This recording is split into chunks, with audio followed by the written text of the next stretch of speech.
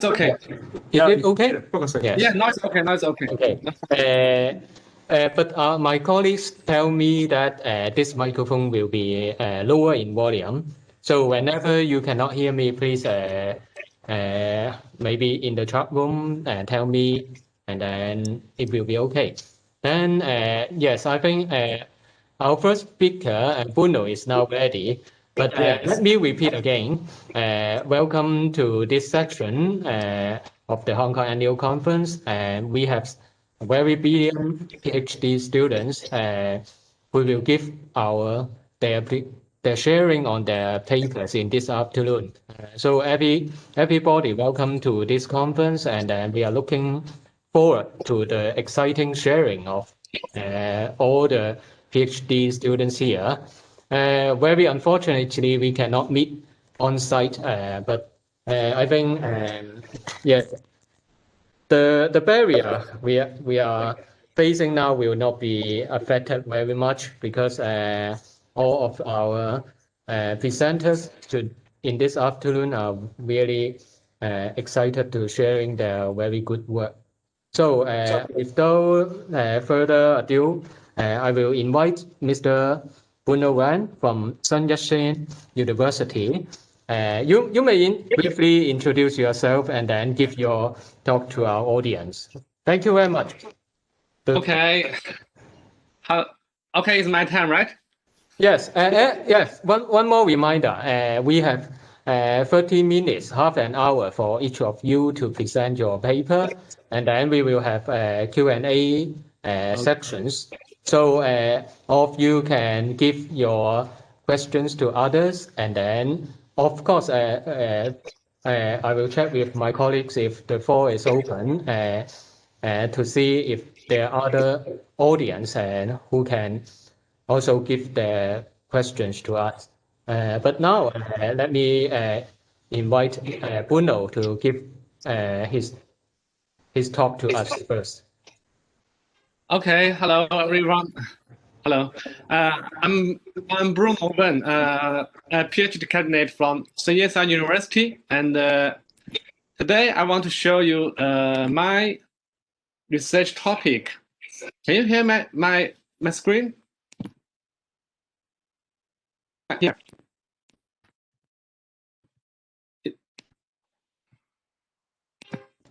Yes, we cannot have your PowerPoint shared. You can try to share your PowerPoint.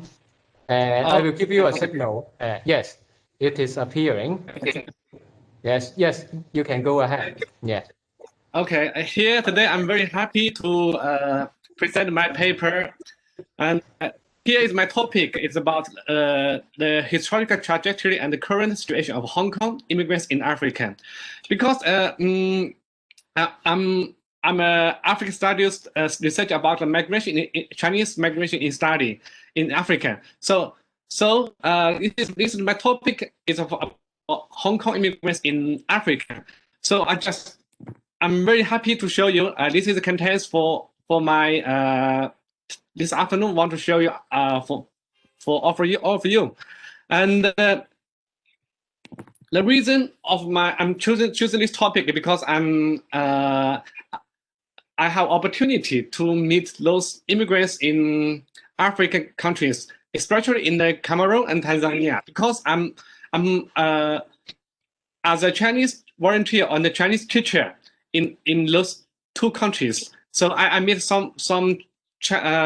many Chinese migrants in Africa over there, and especially some the immigrants from Hong Kong. So I'm very curious about how the role of Hong Kong in China and African relationships, and how they build their business network from Hong Kong, China, and Africa. So you think you can see this two pictures. The first picture is I'm teaching in Africa in Cameroon. Those is my students.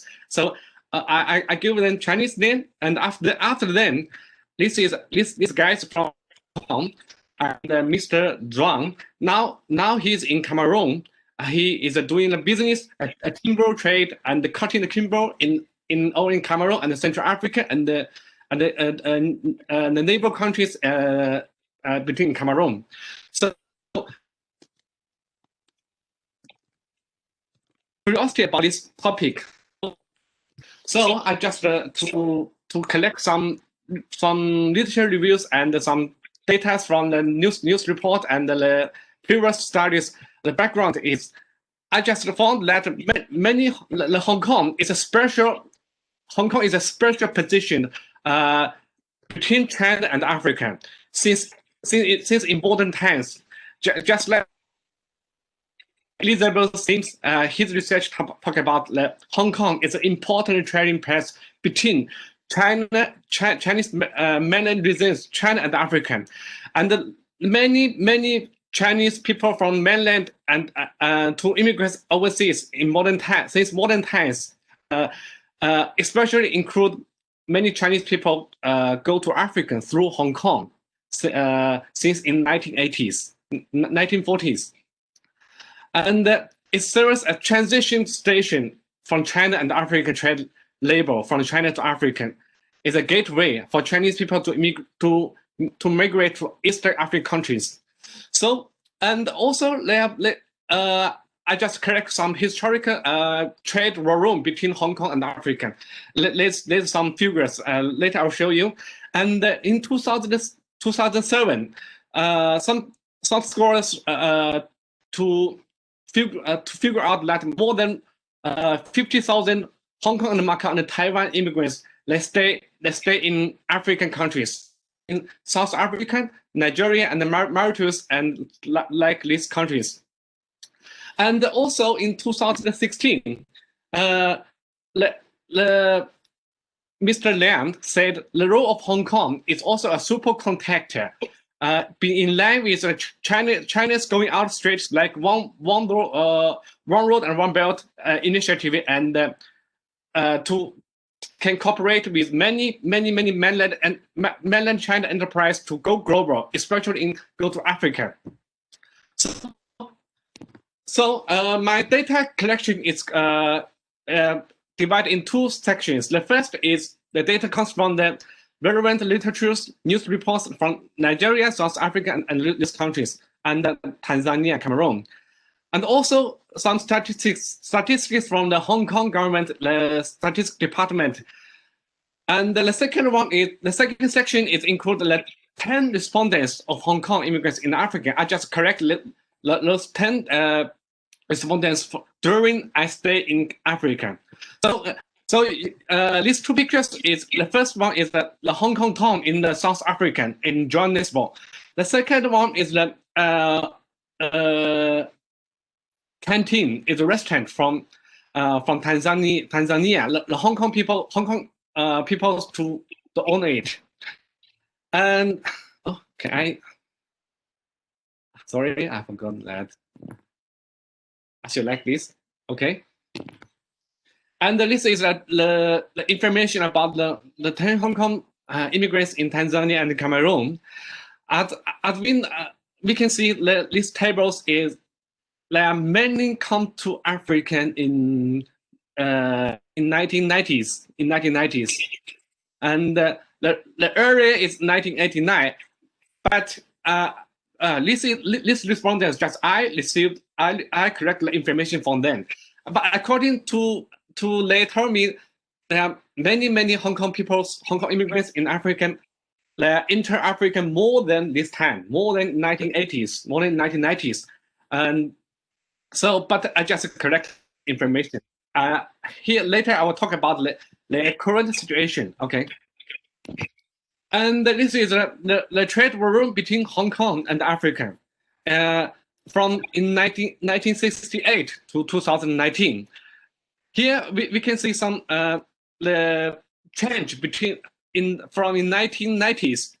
The trade room between Hong Kong and Africa is increased sharply until now, and also the trade room in 1986 between Hong Kong and Africa just only 7.6 billion, but in 2019, it's almost 76.9 billion USD.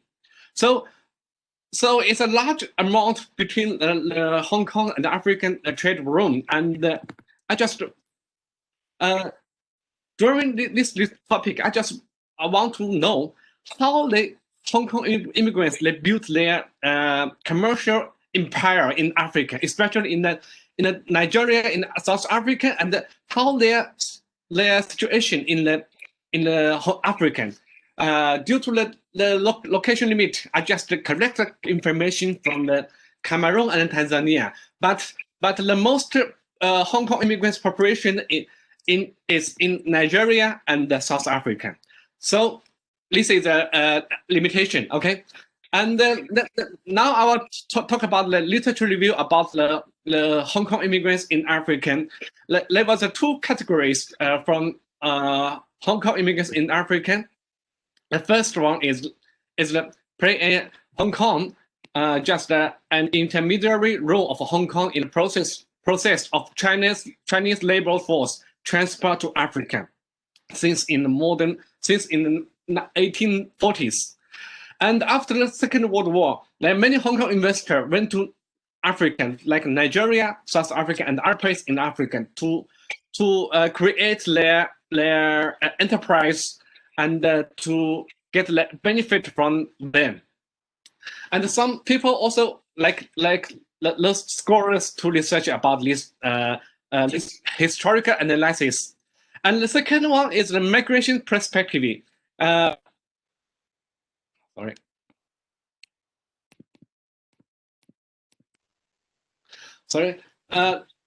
Because the Hong Kong, many Hong Kong people they are afraid in 1970s the Hong Kong returned to mainland China, so they are immigrant to South Africa and these countries becomes to migrate to South Africa in African countries, because after Canadian on that time, South Africa become the fourth most population destination for Hong Kong immigrants. So since in 1991, there are more than 1,000 migrants from Hong Kong arrived every year. Has more than 1,000 migrants to go to Africa. So let's and the statistics on Chinese migrants in Africa has begun to divide into three categories: from mainland China, from Taiwan, and from Hong Kong. So Hong Kong people coming to Africa is a produce of development of China and the African relationship.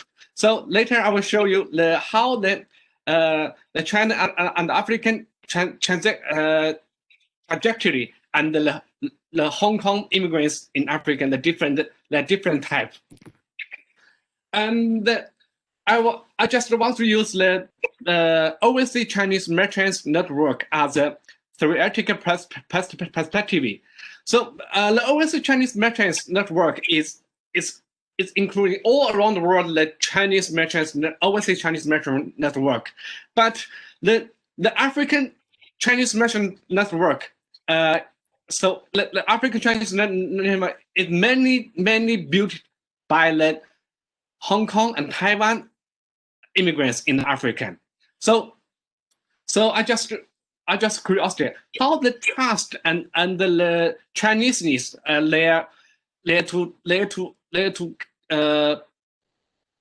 they contract their social network and how to become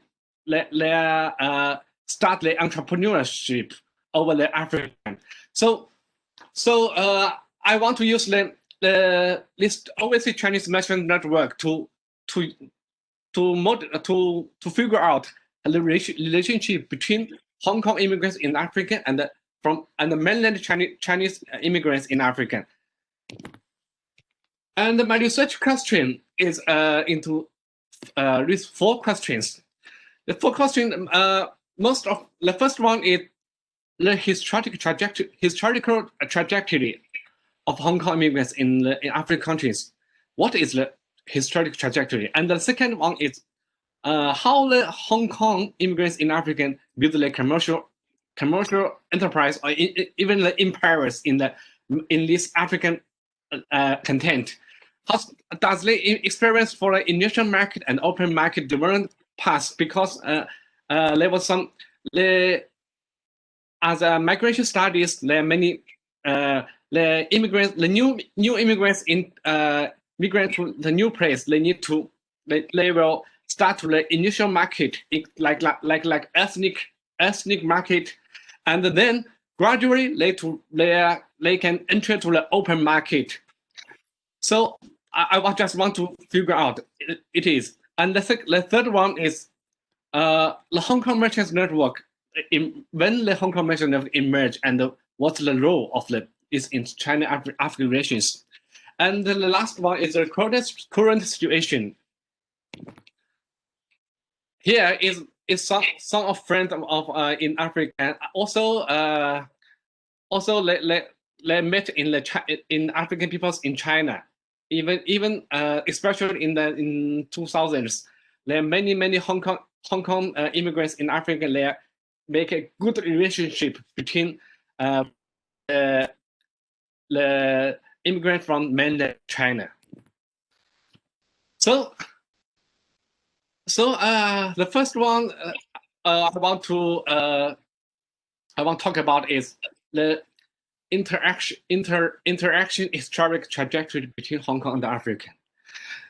As we know, in 1840s, Hong Kong as a colonial position belongs to the British. So the roads between China and African on that time is opened up by the Western countries, especially in the British. So the Hong Kong has become to the gateway for Chinese immigrants to Chinese immigrate to African, and also become to the transport station between China and Africa from that time. But so on that time, the Hong Kong gradually became the intermediary and the transit station, and for Chinese to migrate to Africa, and also become to an intermediary destination for Chinese in Africa to carry out the business activity. So since that time, so on that time, from in 1850s to 1949, the Hong Kong is as a intermediary and a transit station between China and Africa. So I correct some historical materials to prove it. So Hong Kong has played these roles for in Sino-African relationships, but in 1949, the Communist Party established the new Chinese Republic of China, People's Republic of China. So the Hong Kong as a still of the colonialist position of British. So many of Hong Kong people, Hong Kong investors going to the Africa to investment. So on this time, because the Hong Kong has started their garment industry. Start the garment industry in Hong Kong. So there are many export garment to African. But on that time, in 1970s, the Western countries got the mutually favorable agreement to restrict the Hong Kong textile industry. So it made Hong Kong many Hong Kong trade and the investment shift from Hong Kong to Africa.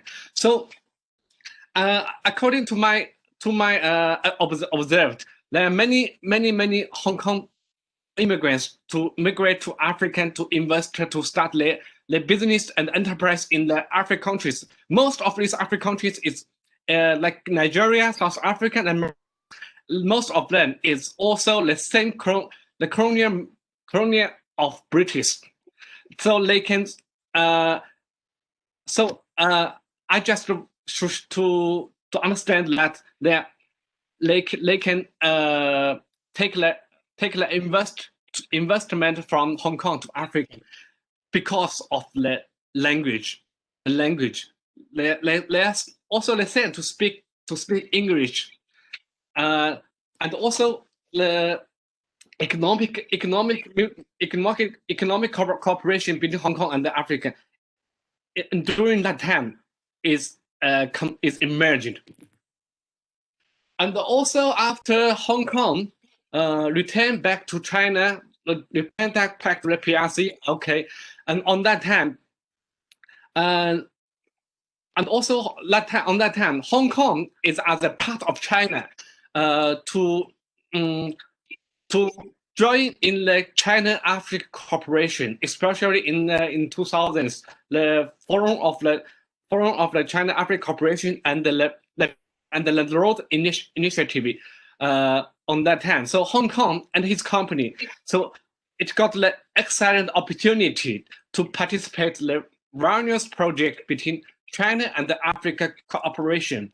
So let's example this company they got the many projects from to invest into Africa to got the benefits from African project like this one is Rwanda and Burma and in Mozambique. So this is a trajectory, historic trajectory between the Hong Kong and the African, especially in the role of Hong Kong and Hong Kong's immigrants in the Sino-African relationships. And now I want to talk about how the Hong Kong immigrants business networks in Africa. So the role of immigrants from Hong Kong and the immigrant and mainland China, Hong Kong is established since in modern times, especially in 1890s. The Hong Kong got the direct route from Hong Kong to Eastern African countries like Mauritania and South Africa. On that time, also we know on that time Hong Kong is also the connection, the super contact from mainland China to all around the world, which I just talk about the how Hong Kong to contact with the African. So on that time, the Hong Kong merchant network in Africa is gradually emerged, like most of them constructed by the Hong Kong immigrants and the mainland Chinese in Africa. So according to my research, there are many Chinese labels export to African countries since in 1890s. So many of them, they didn't come back to China. They stay in the African countries to become the earlier Chinese merchant in Africa. So this time, the Hong Kong is all as an important role for mainland Chinese labor and the Hong Kong people to stay in Africa as they can stay together to construct the Hong Kong immigrants and merchant network. And the second one after Second World War, the second one is the promotion the trade ties between Hong Kong and Africa. I talk about due to the restriction from Western countries on Hong Kong's textiles trade, there are many Hong Kong government enterprise. They start to shift from Hong Kong to African countries. So that made Hong Kong keep the closely ties between shift the enterprise to African. They make the closely ties between Hong Kong to African countries. Here, this table, we can see that in 1971, 1977, the Hong Kong government's export market, the two biggest market is United States and Nigeria. So that is why the reason there are many Hong Kong immigrants in Nigeria and in South Africa. So after that, after the restriction, there are many Chinese Hong Kong enterprise entrepreneurship to start the entrepreneurship in the Nigeria in like African countries. So after that time, after Hong Kong returned to the PRC, it brought a new opportunity for various interactive between Hong Kong immigrants and many Chinese. There's an example in 1998. In 1998, the Guangdong, Hong Kong, and Macau, the General Chamber of Commerce in South Africa has established in 1998. And also in 2018, the Nigeria also set up like Guangdong, Hong Kong, and Macau General Chamber of Commerce. So this is the symbol for Hong Kong immigrants in Africa. They start to emerge the new community between Guangdong, Hong Kong, and Macau community. So it is just emerging a new community like belongs to Chinese community in Africa. So this is very important for Hong Kong to combine with Chinese immigrants, new immigrants in the Africa. So after that, I will talk about the current situation of Hong Kong immigrants in Africa. And the current situation, I just want to talk about the three aspects. The first one is most of Hong Kong enterprise in Africa, they're sharing this status. That means win-win model, because many Hong Kong enterprise in Africa, they will take care of the responsibility for local society and local people. And also like this example, Mr. Zhuang, he is doing the timber the timber trade and the timber cutting. So his company to use the rotational system when cutting down the timber in Cameroon, even in Central Africa. That means his company cutting one place the timber, and after the second year we will cutting another place, and the third year is also another place. So after 20 years, they come back to cutting this place the timber. So this kind of model model is just not only to invest, not only as investors in Africa, but also they devote into the African development constructors. So they hired many African local people to doing their enterprise, to doing their business over there. And also except the local people and local society, also many Hong Kong immigrants, they got started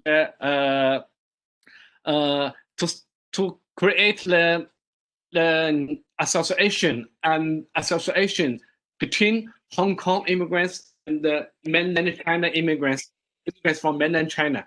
So So this is very important for them. And the second example is about the after the Hong Kong immigrants enter in Africa, especially in Cameroon.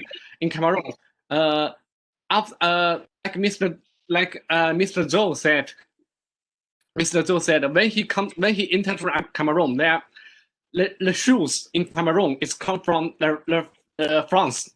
It's very expensive. One pair of shoes, just like the price is just like 300 RMB per shoes, but when he got the new shoes from mainland China in 1990s, even in the 2000s, so they got the lower price shoes to the market of Cameroon. So there are many Cameroon people who got the lower price shoes from those immigrants enterprise. So this is like kind of the win-win model. And the second one is about the different trust establishment. And as I observed that there are many Hong Kong immigrants in Africa. They got a good relationship between with new Chinese immigrants from mainland China especially in the 1990s, in 2000s. So and the most respondents said that the building trust during they start their entrepreneurship and to manage their enterprise. They building trust with Africans is take longer than with Chinese. You will say it's just normal because we are all of us is a Chinese. There's no problem, but let's also have some another examples, just like Mr. Liu's experience. Mr. Liu, she's started a restaurant in the Tanzania, but he hired a local people to work for her. So then after 10 years, employment, this guy to steal his money, more than 10,000 million. So this is trust establishment. Mr. Long, this modest social method, because when he hired the local people, he need to trust. The first principle is a trust. He need to ask some people he trust to introduce the new guys for him. And after life, except during the life, when they start the business, but once the communities of interest is formed, the relationship between Hong Kong immigrants and even whole Chinese group with Africans will become very tightly because they show the common interests. So here I just want to tell you that the Hong Kong immigrants in Africa nowadays they got the very tightly trust between with the new Chinese immigrants from mainland China and with the common interest with the local people, local people with cooperation. And the third one is about this one is a trapeze, and cosmopolitanism and African Chinese. And most respondents tell me that they will left Africa at least once every 3 months, and even more frankly, and their destination is all around the world. So I just got their name is trapeze because they travel around all around the world, not just because their company are expanding, but also it's important there are many friends and family members in all around the world. Oh, this is a different. This is a different between the Hong Kong immigrants in Chinese new immigrants from mainland China, because they have many friends and mainland and family members in all around the world. Not like different with the Chinese new immigrants in there, and also the Hong Kong immigrants in Africa also showing the open up to outside world. So it's a kind of the cosmopolitanism orientation. So, and the last one is significantly, some Hong Kong immigrants have intermarried with local Africans and are mixed blood offspring. I talking about there are many Hong Kong people and even through labels and investors to enter to African. It's more than in 1980s. It's before the 1980s. So it's common for in Nigeria, South Africa, and Mauritius. So this is the situation for Nigeria. We can see there are many children. It's a mixed blood, the hybrid from in Nigeria. So this is not can happen in the Chinese new immigrants from mainland China. This is also a symbol of the Hong Kong immigrants. They keep closely tied with the local society. Last one is conclusion. Here I just told you the history of China and the African relationship. It's changed around with Hong Kong has a Hong Kong with his unique historical position. So it also reflects the China and the Africa relationship is more and more tightly since in modern times, and the huge development of the African relationships since in 1990s. And the second one is the Hong Kong Business Network in Africa. It has played an important role to promoting the Hong Kong's role in China-Africa relationship in historical change. And the third one is Hong Kong entrepreneurs or immigrants in Africa. Their business philosophy is mutual benefit and win-win model in operating their enterprise and doing business in Africa. The last one is most of Hong Kong entrepreneurs or immigrants in Africa, they are sharing a cosmopolitan orientation, and also I call them the traveler in the daily life. So I just want to talk about this issue because I think the Hong Kong, with his unique historical position and the geographical position between China and Africa. So here is what I show you. Yeah, finish. Thank you. Yes, thanks, Bruno, for your sharing. I think can you can hear me? Yes. Yes. Yes. And do you have any questions to Bruno?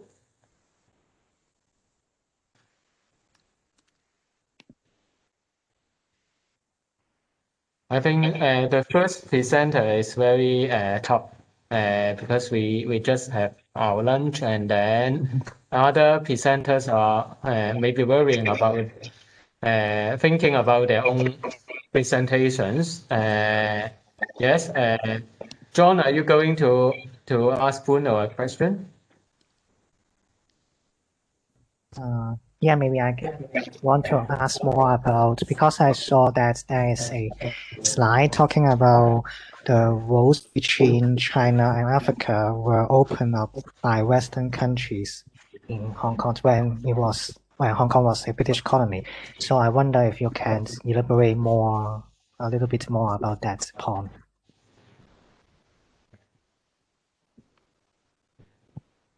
Okay. You want to know the Hong Kong Hong Kong, Hong Kong connected with Africans. Hong Kong connected with Africans by British, right? Yes, yes. We all is in 1840s. In 1840s, you know, the British when the British like got Hong Kong as a colonial position, right? On that time, before that time, the British it's also they are conducting to invade the African countries. So before that time, they got the Indian and the South not South African, the Mauritius and even the Nigeria. Some this place it's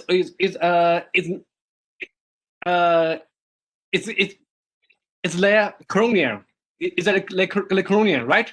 So after during that time, they have some revolutionary, right? In China, mainland China, they call it the Taiping Tianguo, and also in the Indian, also in India also they have a revolutionary. On that time, because of those events, there are many Chinese mainland,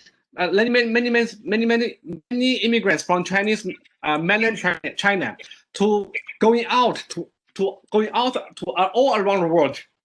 On that time, Hong Kong as a transit station from mainland China to all around the world, especially include North America, Australia, and on that time there are many people going to the South Asia from Hong Kong. After South Asia, they're going to the Eastern Africans. On that time, they have some historical materials. If you are interested, I can give you privately, no problem. Yeah. Thank you. It's very interesting to see how Hong Kong connects when it was still economy, like connect China and Africa. Thank you very much. Yeah, thank you.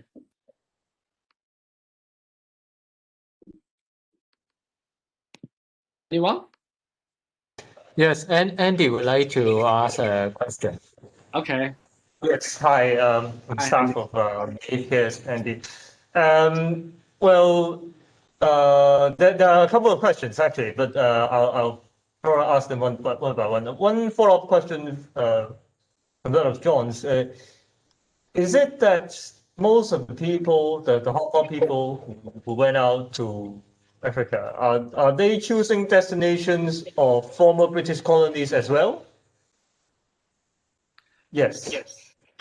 And therefore, do they get the nationality of these countries as they settle? Yeah. Since in modern times, in 1840s, the people from Hong Kong to Africa is a fewer, but many immigrants, many people from mainland China to Africa, through the Hong Kong as a gateway to Africa. But and also they have you know most of them going to out is not to Africa, like going to like North African, like Australia, through to Hong Kong.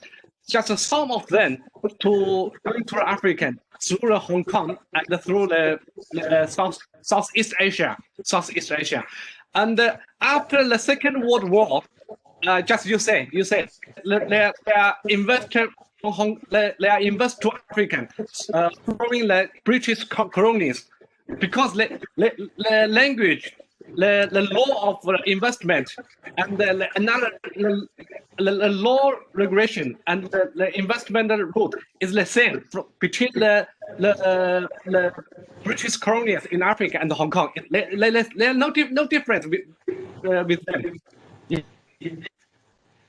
I see. And therefore, after the investment, do they get the nationality of these African countries? Yes.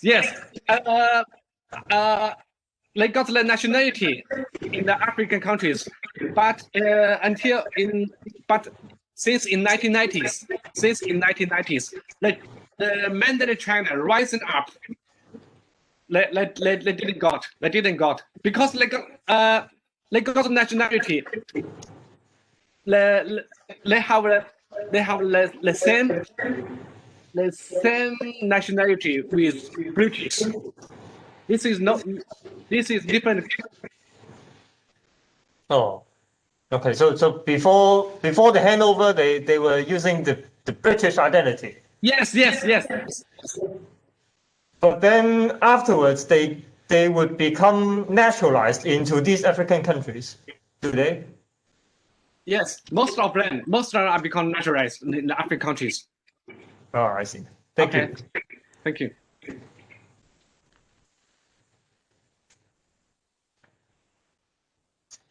So, can I have questions? In your 10 cases of studies, are they immigrants or migrants to Africa as a first generations or how? Yes, this is very interesting.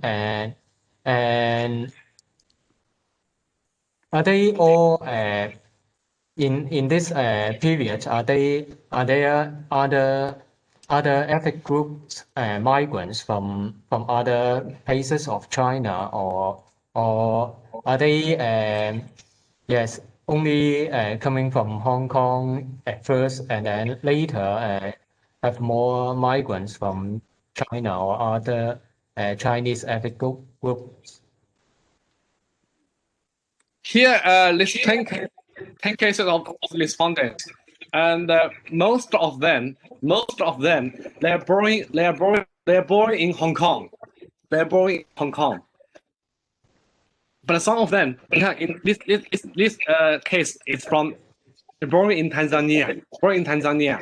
So, but most of them they keep the Hong Kong, the Hong Kong identity, and even the British identity, especially in the British the passport. You know, the passport between the British belong to the British passport in the overseas British. So many of them they just use the African countries as a state as a jump board from Africa to another Western countries. So here these cases, I just want to show you because they are doing business in Africa. They are doing business in Africa, but they're traveling around everywhere, around all over, in every 3 months, at least every 3 months. But a little, this oldest is 55, right? The oldest immigrants in Hong Kong, in Africa. The oldest, they got the native nationality, the local nationality. But even the younger, no, they didn't got the nationality. They just keep the Hong Kong's identity, like British nationality in African countries. Yes. At the beginning, you said that Africa is the fourth major destination for Hong Kong's migrants to go there. And then, have you in the interviews, are the respondents told you that they are all doing business or they have other social status in Africa? Or they want to have their some of them are, as you said, consider Africa as a springboard to other countries. How do we have an idea how many of them will stay there and then try to become an African? Here, I'll show you the information is I think is South Africa. South Africa become the fourth immigrant destination for Hong Kong people. On that time, because afraid they returned to the PRC in 1997. So they migrant to South Africans just on that time. They just because they have a relative and the family members over there. So they go there and doing business. The older person they are doing business, but the young generation they got the educational background. Then as a springboard to another Western countries. Yes, I remember an ROTHK TV show has some 30 years ago. They have a story about Hong Kong young people going to work in Africa because they have he has a relative has a supermarket in Africa. So they at that time maybe some people will consider going to Africa as less attractive. Of course, South Africa is more popular, but they may find people will say that the investment is much higher than going to Canada or some other popular places. So yes, really interesting and inspiring from your discussions. And one last thought. It seems that the migrants are very going very well or well assimilate into the African culture or African societies. Are there any competitions among them, or how's their development as you have in your research questions, and are they all continue to be a businessman or have other other development in the communities? Yeah, maybe to Bob the question. Yeah. As my observe that you say many Hong Kong younger people going to Africa because in Africa is the whole African countries is many any immigrants with lower skill or lower education background, they can survive in African countries. There's no problem. So after the Hong Kong immigrants to African countries, first is they have a relative or family members over there. On that time, they have the opportunity to get educational background and are the springboard to Western countries. And so just you say there are many Hong Kong immigrants in Africa. They're only doing the business. Some of them, if they stay there more than 20 years or even 30 years, they also can have the political positions from there, just like South Africa.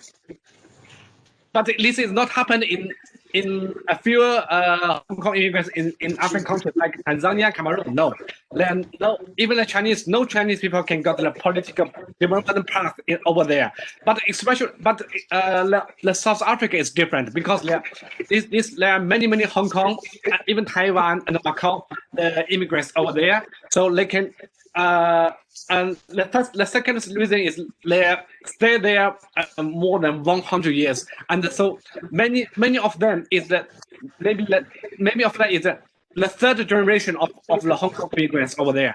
So they can go to the business development path, political development path, but before they got the political position, first they need to go to the business success. So, but mainly the Hong Kong immigrants in Africa, the younger generation, just got the money, got the business, got the money, then or got the education background, then use the African countries as the springboard to the Western countries. Yeah. Yes. Yeah. Thank you very much. Okay, our time is keeping very well, and then we will have our second French Bruno, and then we are now looking forward to Mr. Shen from UCLA. He will give us another presentations on the cinema in Hong Kong. Yes.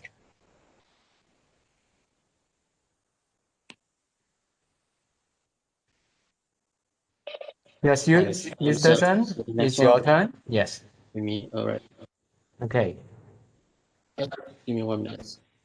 Yes, very clear. You can, Alright. yes, proceed to your PowerPoint.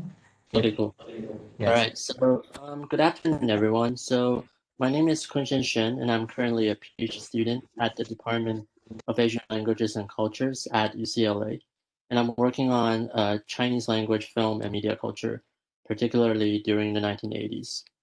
So, the topic of my presentation today is In a World of Surveillance, Refugees' Mutual Invisibility, and the Cinema of Global Cold War. So before Excuse me, would you show your PowerPoint to sorry, I actually didn't. Yes. Yeah, I actually didn't prepare any PowerPoint because Oh, yes, I see. yeah, I don't want to like for the interest of time, I don't want to. Yes, prepare. no problem. Okay, so let me continue. So before I begin my presentation today, there are a few explanations I would like to make with regards to my paper. So first of all, from the sound of my title, this is obviously an unnecessarily big thematic structure that I cannot do justice to in 30 minutes. And a reason for such a title came from my intention to critique past focus on war cinema as an American-centric genre in film studies. And one way to bring forth an effective revision of such research focus is to adopt a comparative frame that juxtaposes various films from different sides of the world that would represent the experiences of war refugees during the Cold War. However, I realized that such comparison would divert our attention from the topic today, which is Hong Kong. Such is a reason why I decided to scale down a little for today, focusing simply on An Hui's Vietnam trilogy, which many of you probably know very well, and see if I can facilitate a generative discussion. So, as I mentioned just now, past critical studies of war film as a popular genre are contrastingly limited in their perspective and confined to Hollywood productions. As Stephen Neal summarizes, research on the topic tends to narrowly define war film as a genre that gives a degree of focus on combat, whatever attitude to war is adopted. Moreover, such research frequently limits its scope to Hollywood films and adopts an American-centric stance, paying an unbalanced attention to the psyche of U.S. soldiers. Beyond fierce combat in American GI, however, repercussions of wars can be felt in many other corners of the global society, and world cinemas beyond Hollywood have reflected war's many negative outcomes, such as the life of the forced refugees. The neglect of these aspects of wars can lead to a serious miscalculation of their wider impacts that are global in scale. The majority of war films set during the Vietnam War, for instance, often completely ignore the refugees fleeing the battlefield and the various international parties involved in the war. In light of this, the war, as well as the bigger backdrop of Cold War, is thus often downplayed as the binary conflict between the US and the Soviet Union, along with their proxies. So in this paper, I argue that critical studies of war films need to look outside of the limited corpus of American-centric, combat-centered films and address the global impact of wars that reach far beyond them. One way to do this is to identify world cinemas that foreground the forced displacement of refugees. To do so, I look at Hong Kong director An Hui's Vietnam trilogy, including From Vietnam, The Story of Wu Viets, and Boat People, three films that share the theme of Vietnamese war refugees in Hong Kong, the Philippines, and back in Vietnam, and call attention to the role of bigger powers responsible for humanitarian crises far beyond their territory. Independently produced around the early 1980s, which is the final decade of the Cold War, these films borrow forces from nascent new wave film movements and burgeoning TV industry in Hong Kong, and express a perspective on war highly distinctive from mainstream war cinema, such as Francis Ford Coppola's Apocalypse Now. Aside from the theme of warfare and migration, I also aim to specifically examine the role of surveillance in these war films in this paper. I argue that, privileging the viewpoint of the refugee, these films exude a sense of paranoia, as the protagonists are constantly under the gaze of surveillance that seeks to pinpoint and verify their racial and gender identities, often ignoring the complexities of their background in the process. In order to tease out the violent effects of such surveillance, I analyze key visual motives in the films that are symptomatic of surveillance regimes during the global Cold War. More importantly, by highlighting the significance of surveillance, I complicate conventional understanding of the gaze in film theories that are based primarily on studies of Hollywood cinema. I argue that in order to expand our understanding of the implications of the gaze in films, not only do we need to look at world cinemas beyond Hollywood films, but we also need to discuss the dialectic between gaze and surveillance and how they exert their effects on specific subjects. In the following, I first borrow recent trends in feminist film studies and surveillance studies, contending that the figure of racialized and gendered refugees and the gaze of surveillance can be alternative analytical categories to examine war films. Symptomatic of a historically specific form of gaze, the war films directed by An Hui that I consider in this paper are then indicative of a critical cinema that manifests the influences of Cold War on a global scale. So for those of you who are immersed in film studies, you know all too well that critical approaches to film, particularly in the Anglo-American academia, owe greatly to Laura Mulvey's seminal essay, Visual Pleasure and Narrative Cinema, published in 1975, in which she raises the concepts of male gaze that began as a feminist critique of the masculinist pleasure offered in Hollywood cinema. The concept, however, has later been criticized as a rather binary model that sets up white women as passive erotic spectacles versus white men as active bearer of the look, downplaying filmic representations beyond Hollywood films that have the potentials to disrupt heterosexual male gaze and audience receptions that manifest alternative desires. Building on, but also revising the Western-centric theory of the gaze, how do we consider the diverse images of racialized and gendered refugees in non-Western world cinema, those that do not afford masculinist representation of valiant or remorseful American soldiers on the screen?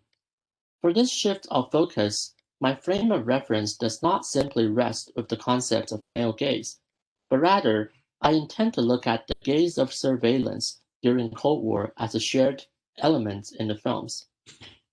So as Ray Chow deftly points out, the onslaught of militaristic surveillance technologies during global Cold War is predicated on a clear vision of the targets. For any regime to remain powerful, it is necessary for them to render the entire world a visible target, a perverse extension of Martin Heidegger's idea of the world conceived and grasped as a picture. Even if in supposedly peaceful societies, the machinery of war is working subterraneously in a form of knowledge production and information gathering of potential enemies, a mechanism of surveillance based on the logistics of perception, with seeing as its foremost function. Comparable to the mechanism of cinematic gaze that projects the desirable images of women as spectacle on screen, surveillance technologies during the Cold War similarly seek to visualize the world as a visible and transparent target for the desire to control and destroy. One wonders what happens then to the figures of minority, such as war refugees within surveillance regime. In mainstream war films such as Apocalypse Now and Stanley Kubrick's Full Metal Jacket, ethnic minorities are constantly shot to death or rendered prostitutes or servers when they step into the screen. Ray Chow's study of the representation politics of the female protesters during the 1989 Tiananmen Square protests, which is also the final years of the Cold War, is all the more telling. Analyzing coverages from both Western commercial media and Chinese state media, she notices how the female protesters are always already caught between a spectacle for the West and a repressive veiling in China. That is to say, the female protester is either hyper-visible or invisible, never properly represented according to her own will. Despite Ray Chow's deftness in constructing the cultural logic of militaristic surveillance during Cold War, what Chow leaves out in her discussions is the specific materiality and mechanism of the surveillance technologies. That is to say, how they monitor certain targets and distort their images.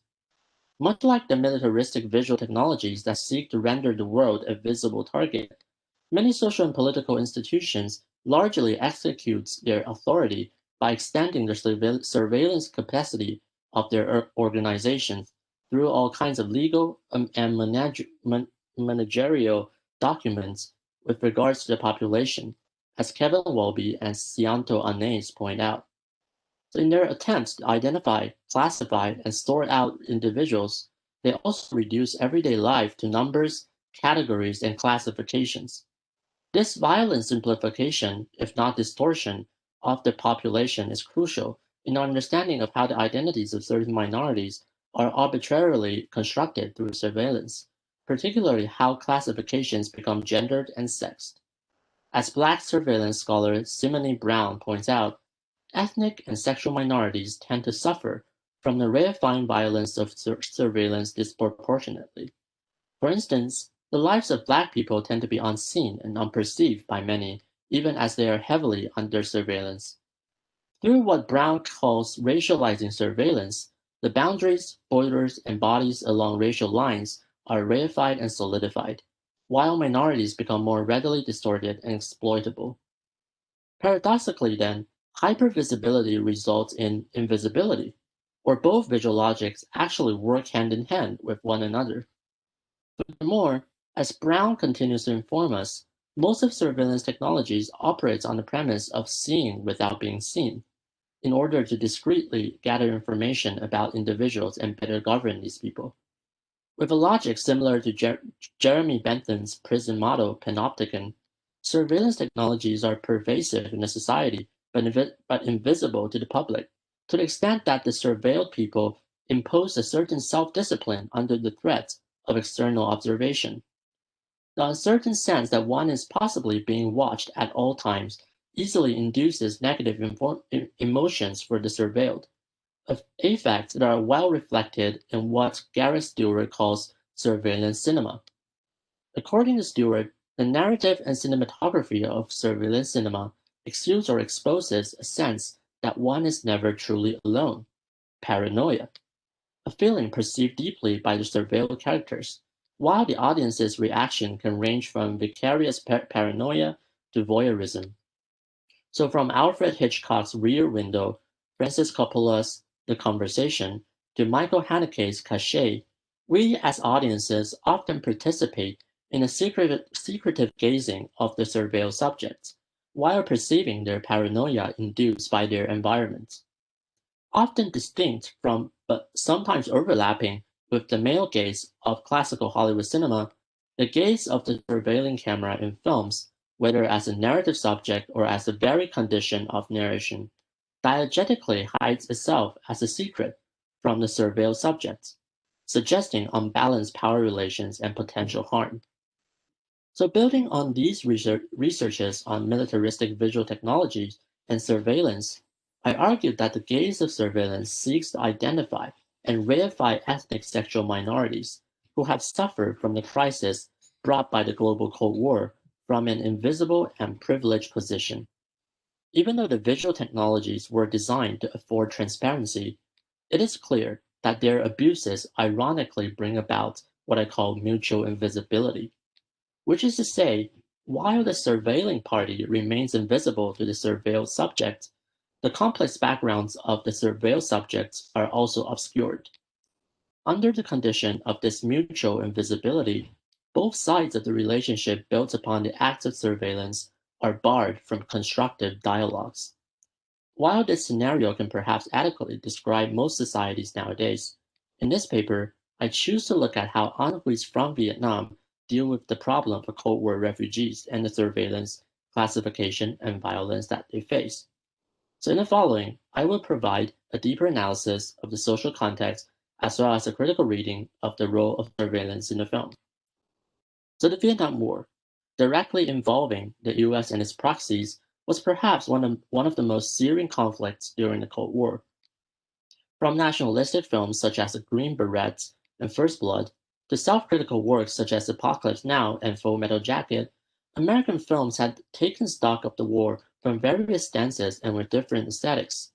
While the former successfully promotes the US as a humanitarian savior, as Vietnam Nguyen points out, people like him, the Vietnamese who fled to the United States after the war ended, were living proof of the success of one of America's greatest desires, to win the hearts and minds of the others. So the latter are not significantly better even as they are critical of the American violence, because they only focus on self-criticism and turn the Vietnamese actors into bits. Furthermore, much of these recognized films reduce the war into a binary opposition between two camps in their storytelling, no matter which side they support. This simplification disregards war crimes on both sides against innocent people in Vietnam and many other neighboring countries such as Laos and Cambodia, and it also brushes away the lingering repercussions brought by the war. Challenge American mainstream narratives, Nguyen asks, but what if we understood immigrant stories to be war stories? And what if we understood that war stories deserve even more when they are not about the soldiers, when they show us how normal war is, how war touches and transforms everything and everybody, including most of all the civilians? Indeed, there are still many untold stories of Vietnam War refugees, the so-called boat people, who have been forced to relocate to other parts of the world other than the US, including Hong Kong. In 1975, the British colonial government designated Hong Kong as the first port of asylum for Vietnam War refugees, a status that it maintained for 25 years, and its history remains what Yuk Hwa Chan calls the missing Asian part of the refugee story. In fact, far from simply a relay station for smooth transition to the West, Hong Kong became a site of negotiation where both peaceful settlements and violent conflicts took place. As Lawrence Lam records, initially a positive humanitarian responses to the refugees in 1975 turned into a developing negative reacting since 1982, including a strict closed camps policy and harsher policies such as screening process and mandatory repatriation programs. The transformation in local attitudes towards the refugees who were portrayed as violent boat people or troublemakers by the media was not simply a result of racial discrimination. Rather, it had also to do with the important impotence of the British colonial government, who had not increased its involvement in resettling these boat people, and exploited resources in Hong Kong to clean up the mess for the US. Under such colonial strategy, both people were pitted against local Hong Kong people and became the scapegoats and victims. What's worse, regardless of the complex backgrounds of the refugees, many of whom are Chinese Vietnamese who would not usually claim the identity of Vietnamese, they were nevertheless subject to all sorts of institutional scrutiny and camp regulations, institutional surveillance that sought to categorize them either as ethnically Vietnamese or inauthentic non-refugees. It was by intervening in such intense social condition that the famous Hong Kong New Wave auteur An Hui started her career, even though most conventional narratives would view her first feature film, The Secret, as her starting point. Much like many other New Wave directors, a new generation with different attitudes and values, who tended to start out in the local television industry with funding from government agencies, An Hui returned to Hong Kong from England in 1975, which is the same year when the refugees arrived, and produced a melodramatic TV series that examined realistic social issues in Hong Kong. For instance, one of Hui's earliest work is a police crime drama CID, produced by the Television Broadcasting Limited, TVB, with support from the police, who brought Hui to parade through the streets and see how they conduct their census every day. Later, she also made a propaganda series, HKSAC, for the Independent Commission Against Corruption, that was newly established to monitor the police, and parts of the series were banned for their uncompromising attack on police and civil servants. Simultaneously working with and critiquing against government agencies, Hui eventually joined the government-funded Radio Television Hong Kong, RTHK, where she directed the episode From Vietnam for the TV series Under the Lion Rock, with support from the Hong Kong Immigration Department. By featuring amateur Chinese Vietnamese actors and Vietnamese dialogues, the realistic episodes sought to remind Hong Kong people of the plight of their cultural others. Nevertheless, it is also important to recognize that while most of Hui's early films are very critical and realistic, they are also mediated by an official lens, serving as both propaganda for the government and a technology of surveillance on the refugees. So, not entirely unrelated to the ambivalence of the local reaction to the refugees, Hui's short film displays a dual desire of critical humanitarianism and realistic documentation, both of which are necessarily enmeshed in the muddy politics of ethnic identities. Even though Mirana Seto argues that the film is honestly a self-reflective attempt to understand the Vietnamese cultural others, and also a critical response to the mainstream Cold War mentality, the film nevertheless pays an unbalanced attention to refugees who are ethnic Chinese, who found it easier to integrate into the Hong Kong Chinese communities. This questionable foregrounding of one ethnic group leads to several problematic interpretations of the film. For instance, in her analysis, Elaine Ho understands the Chineseness of the refugees, which is mediated by the Hong Kong vantage point, as the counter-discourse to Western modernity. Meanwhile, Park Tong-chuk reads the film as a portrait of not only the condition of Vietnamese Chinese refugees, but also that of most Chinese immigrants in the past centuries. Both of these readings presuppose that the Chineseness of the refugees in the film is a universal category equivalent to other ethnic Chinese people all around the world, neglecting the specificity of the Vietnamese Chinese refugees and their strife with local Hong Kong residents. Despite Hui's privileged position within the government media and her imbalanced attention on ethnic Chinese in the film, I argue that she does self-reflexively pay keen attention to how the identities of the refugees are monitored and distorted by surveillance. For example, right in the beginning of the film, Hui immediately shows us a montage of archival black and white photos that historically document how the refugees protested against the Hong Kong government, while some other photos show police surveilling and arresting them on the site. Photograph, in this case, is an object that serves both the purpose and the evidence of surveillance. Later, photograph is also revealed to be a management technology to pin down the refugees. So as the refugees arrive in Hong Kong, Hui first zoom in on coming boats from a long shot taken at a position on the land, suggesting that they are being watched by an unspecified gaze from Hong Kong. Then, in the fashion of a shot reverse shot, she cuts to the refugees looking at the glamorous lights of the Hong Kong cityscape, the destination in their dreams.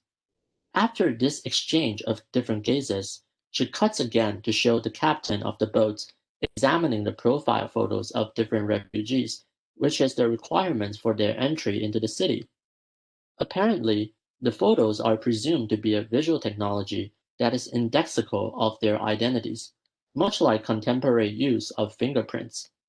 Both instances show that Hui is conscious of visual technologies adopted to monitor the refugees.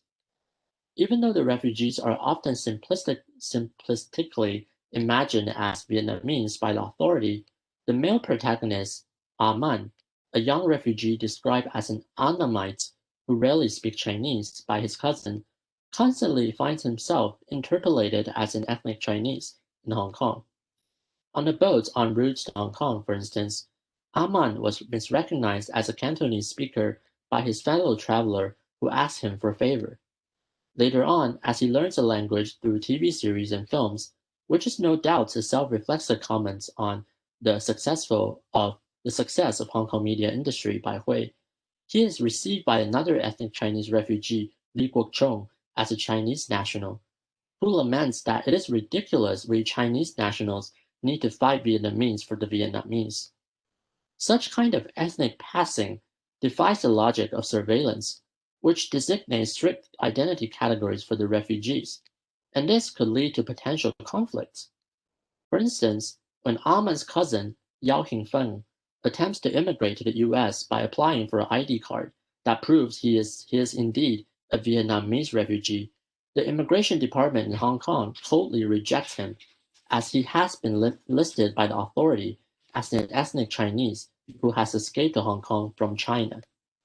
Clearly, however heterogeneous the refugees are, they are forced to be categorized into specific ethnic groups under surveillance and the census system of the government, which operates in an essentialistic logic that Ho and Chuk implicitly share in their readings of the film.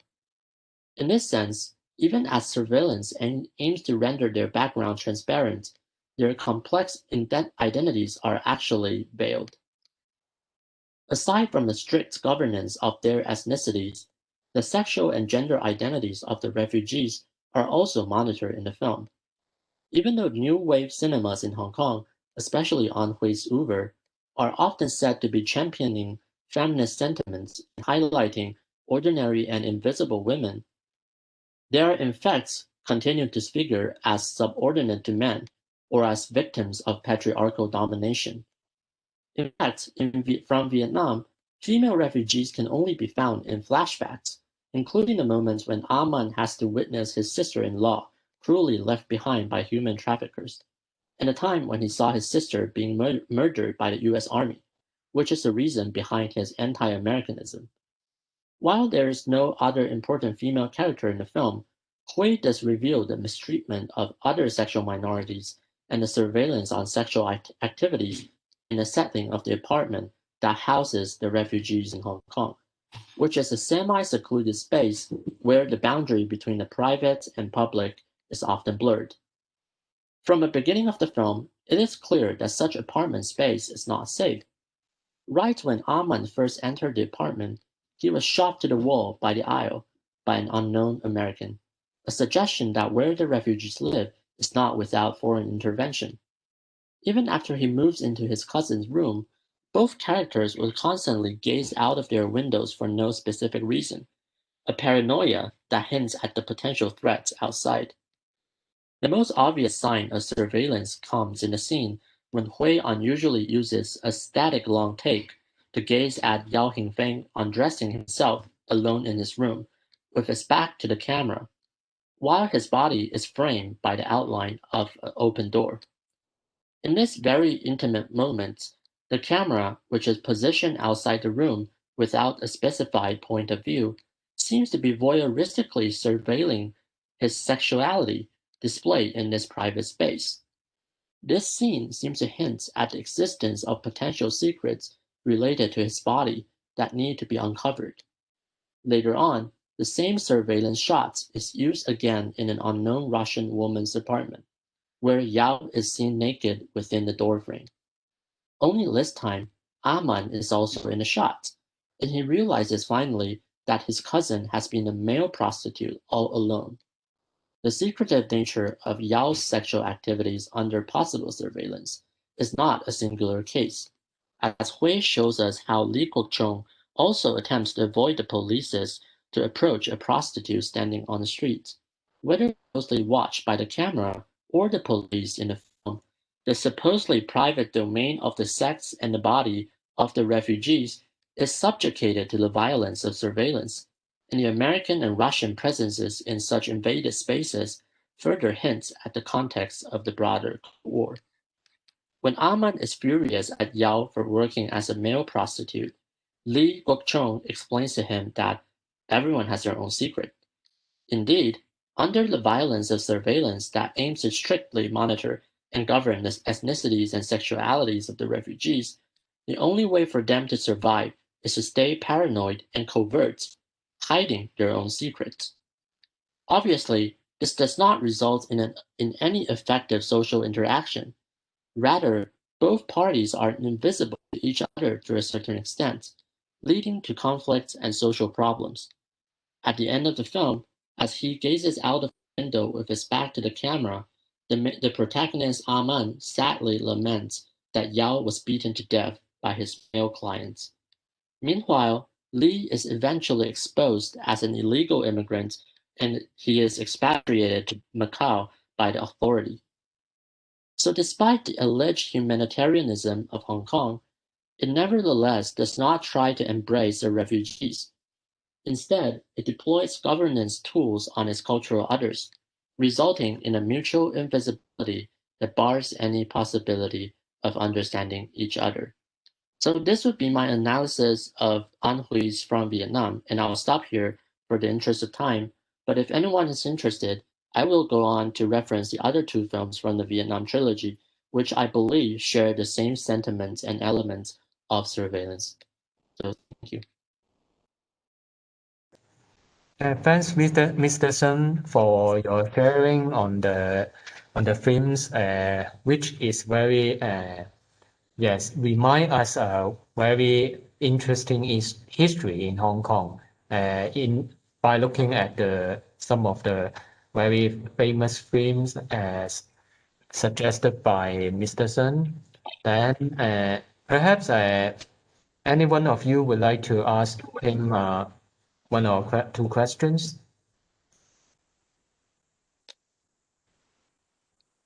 Yeah, I can go. Thank you, Xian, for your presentation. I think it's very interesting, and I find my paper resonates with your topic a little bit in terms of Chinese Vietnamese refugees in Hong Kong. So I'm curious about your concept of surveillance, and what do you think about surveillance toward Chinese Vietnamese refugees versus ethnic Vietnamese refugees in Hong Kong? Like, how that ethnicity played a difference in relation to surveillance. Yeah, so as I was pointing out, I think the focus of An Hui in her first film is mainly towards the Chinese Vietnamese in Hong Kong. And I think this focus kind of served as a kind of irony because she wants to expose that while people in Hong Kong may see all these refugees as singularly Vietnamese, she wants to point out, well, there is some kind of difference or minor difference within this group. And surveillance kind of serve as a mechanism that erases that difference. Because as you can see in the scene from, for instance, at the Census Bureau, they only want you to identify either as Vietnamese or not. And if you're not ethnically Vietnamese, you cannot migrate to the US. You cannot get that permit because you are seen the same as the other Chinese in Hong Kong. So I think that logic in itself is very ironical, and An Hui wants to point that out in her first film. And I don't see her deliberately focusing on the difference between the Vietnamese and the Chinese in the first film, but certainly in the third film, which is which is Boat People, right? So this film, in its title, is also very interesting because it doesn't actually address the problem of boat people, because the plot is actually where this Japanese left-wing journalist traveled to Vietnam to kind of provide this kind of journalistic account of the local Vietnamese people. And I think the kind of surveillance kind of afforded by that journalist onto the Vietnamese people is all the more violent because it kind of shows that, you know, what the state or official media wants you to see is not the same as what is actually happening. And through that kind of process of going deeper and deeper into the social milieu of the aftermath of the Vietnamese people, you kind of get what surveillance cannot see, right? Because eventually in the plot, the journalist actually gave up taking photographs because he realized that only taking these photographs of either happy Vietnamese people enjoying the kind of rebuilding process after the war is not enough. It doesn't really get you into the details of the local life, right? And the local people, for instance, the Vietnamese people he come to know actually ask him to sell his Nikon camera because they believe you don't need it to take photographs anymore, so we'll just sell it, right? The money itself can help us. So I think that's the kind of attitude for An Hui, right? Throughout the three films, she eventually come to this very critical attitude towards photography or surveillance mechanism, right? If you're judging these people or observing these people from a very privileged and actually invisible position, it doesn't help. Then you probably shouldn't intervene at all because it actually hurts the people. So I think that's her attitude. But I don't have, so this is actually one of the weakness of doing close analysis of films, right? Because you can only you can only come to a conclusion based on the contents of the film. But in terms of the actual surveillance that is being paid to the local Vietnamese refugees or the boat people coming to Hong Kong, I actually have no idea. I don't have a very deep idea of what that is, right? Well, one example I have throughout my research is that there are some online archive being collected by some researchers that are artworks being generated by these boat people and in Hong Kong. And one of the one of the drawings that strike me the most is there is this drawing of an earth, which kind of symbolizes peace, right? So everyone coming together. But the earth is being observed by Americans next to the earth. So you kind of have this eyesight projecting towards the earth. So I think that suggests very much the existence of surveillance within the minds of these boat people in Hong Kong, right? They're constantly being watched, and they think the whole world is being watched. And that kind of connects to Ray Chow's idea too, right? Which in the book, wait, what's I forgot the title of the book, but she basically summarizes that, you know, the visual technology, the militaristic technology of the either Soviet Union and the United States is to kind of render the entire world visible. And one of the very specific examples she gave is the missile, right? Without the technology to render the world visible, you cannot strike your target with the missile clearly, right? So that kind of connects to the artwork by the Vietnamese boat people in Hong Kong.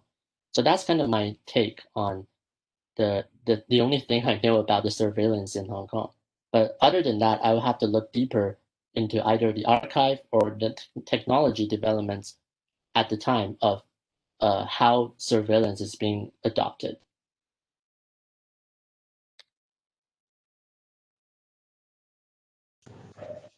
Yes, can you hear me? Yeah. Okay, Mr. Krisha, have you used your research paper? Have you used some the theoretical framework, like focused surveillance theories of the social science? The theoretical framework. Right. No, no, I actually haven't really adopted any social scientific method in my research because I came from a background of humanities, which is something like comparative literature or film studies. So my primary focus is on the analysis of film text, right? So as I have kind of demonstrated, you can kind of gather a logic of surveillance or a critique of surveillance within this very famous director's films. But yeah, please go ahead. Okay, I just listen your research. The speech is about the surveillance, the features of the surveillance. Just very interested about if you compare with the focused surveillance theories, compare with the refugees surveillance. If you got the theoretical framework, I think it was much better, much best to get better in your research. Yeah. Okay. This is okay. Thank you. No, yeah, I totally agree. And since this is like a workshop rather than just a conference, so I wonder if you have any suggestion for that kind of social scientific method towards surveillance, because some of the stuff I found is either interdisciplinary works or humanities work, but I'm not sure how surveillance is being discussed in social scientific context. So yeah, it would be great if you can provide some examples.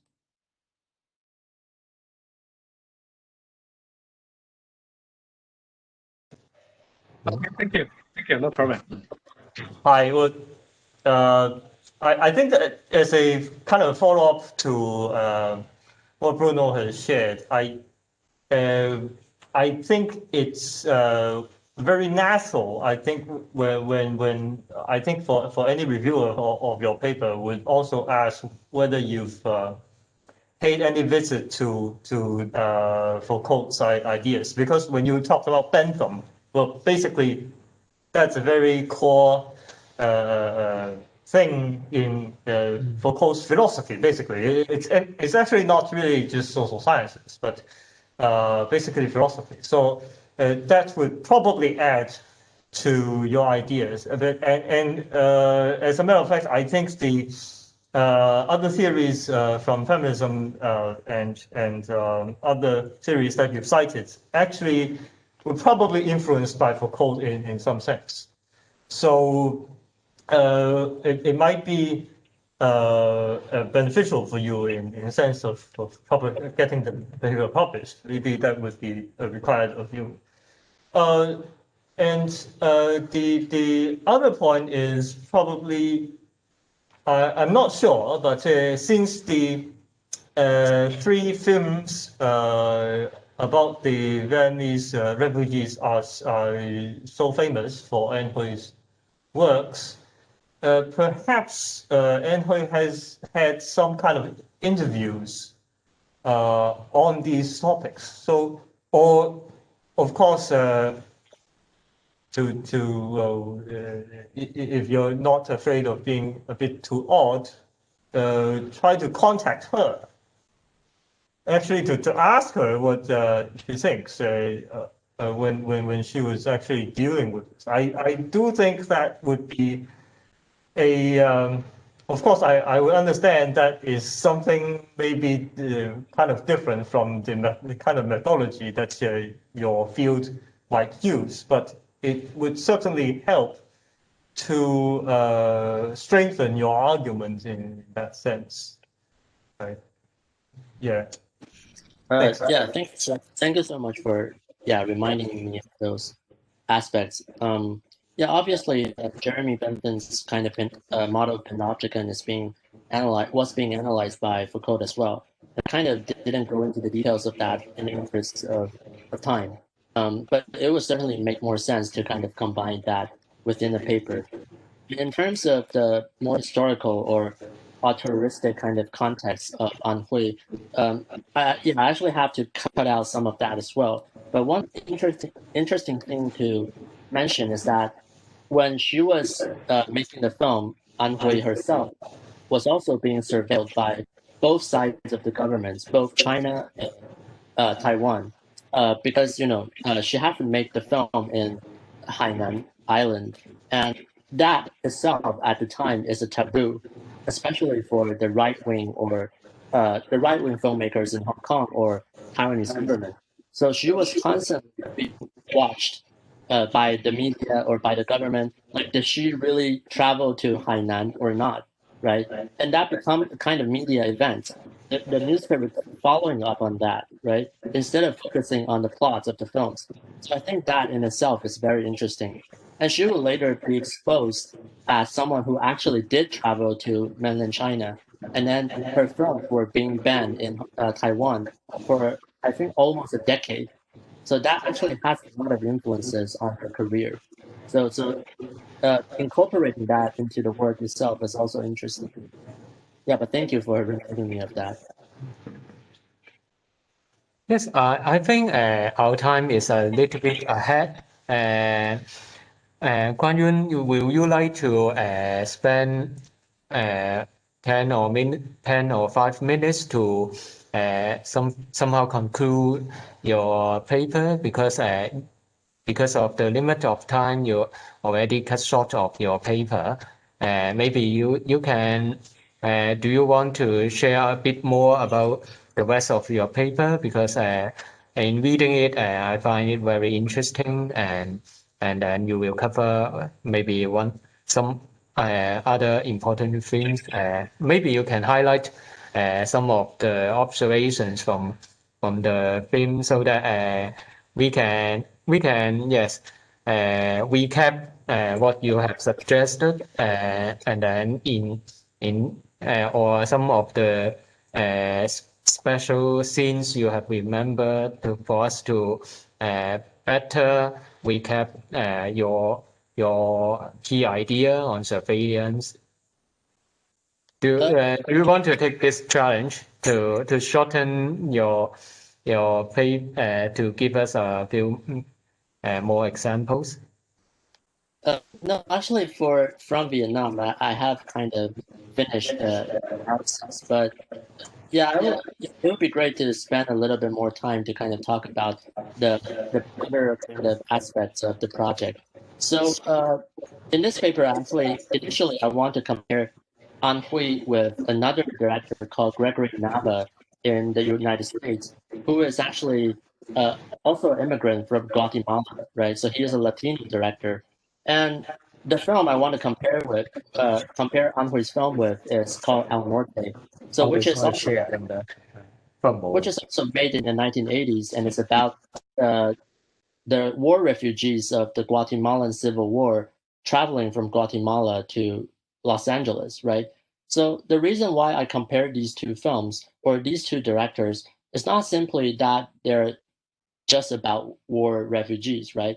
But also because they're produced almost at the same time and from the same environment. So they're both coming out of this burgeoning TV industry in either Hong Kong or in the United States, and they're also coming out of this new wave cinema movement. So there's a Latino cinema movement in the United States, which is less talked about in film studies during the early 1980s. And the reason I want to compare the two is not because it's not based on a very specific or concrete material or historical relation. So these two locations are not historically related to one another, right? But the reason I want to make this kind of experimental connection is that I think they're both related to the role of the United States during the global Cold War. So either the Vietnamese, the Vietnam War or the Guatemalan Civil War, they're both instigated by the role of the United States as a part of a bigger global Cold War. And they resulted in very similar cinematic aesthetic and cinematic kind of production background, right? So what is happening there? What is the connection? What can we make out of this comparison? That would be the initial kind of rationale of my study. But in literary studies or in film studies, this kind of comparison is not it's not taken with enthusiasm, I would say. Usually people would like to read something more like a deeper historical analysis of the production of the film. So that's why I kind of cut out the comparison with Gregory Nava, which is kind of a pity because I think there's something to talk about, right? But yeah, that's a kind of broader kind of framework I have in mind, which is actually connected to Professor Brian Fong in his talk in the beginning of this workshop, right? He is saying that Hong Kong, if we want to do Hong Kong studies, it needs to be compared with other parts of the world. How do we make that comparison? That is something that I keep having in mind, right? If does it all has to be based on a concrete historical comparison, or can it be a thematic comparison as well? So yeah, this is a question I can throw out to the rest of the participants of the workshop. So something to think about. Yes, any of you would like to have one more question? Yes, I think this workshop is really interesting and challenging for most of us because not all of us are in the same discipline. So sometimes we have to learn from each other a new viewpoint, and this platform will really facilitate PhD students from different disciplines. Frankly speaking, I am a layman to these topics, so but we learn a lot from Sean, and it's really a good topic, I think, and then we will I think at least we can find some times to read the story or the films as suggested by him, and then we can also consider from his viewpoint, and of course we really want to learn more from him, and then it's a very good moment for him to share his rationale to do these studies. And I think every one of us starting our own project from our own interest or our our cutting points to our questions. And I think every one of us start from an issue that interested us more, and then we can have different angles to look at Hong Kong. And of course, we have a very long span of time for us to explore the stories in Hong Kong. And I've asked Andy if we can have a break, but is the show we have to keep on? Yeah, well, if Lillian wants to continue on and just go ahead with your presentation, please go ahead. Yes, Lillian will go to share with us another paper. Let me begin with a question to her. Her surname is Ngan. Can you tell me, are you a Vietnamese? Okay, I think it actually is a very good start for my paper because one of the reasons why I do Hong Kong Vietnam research is also comes from my last name.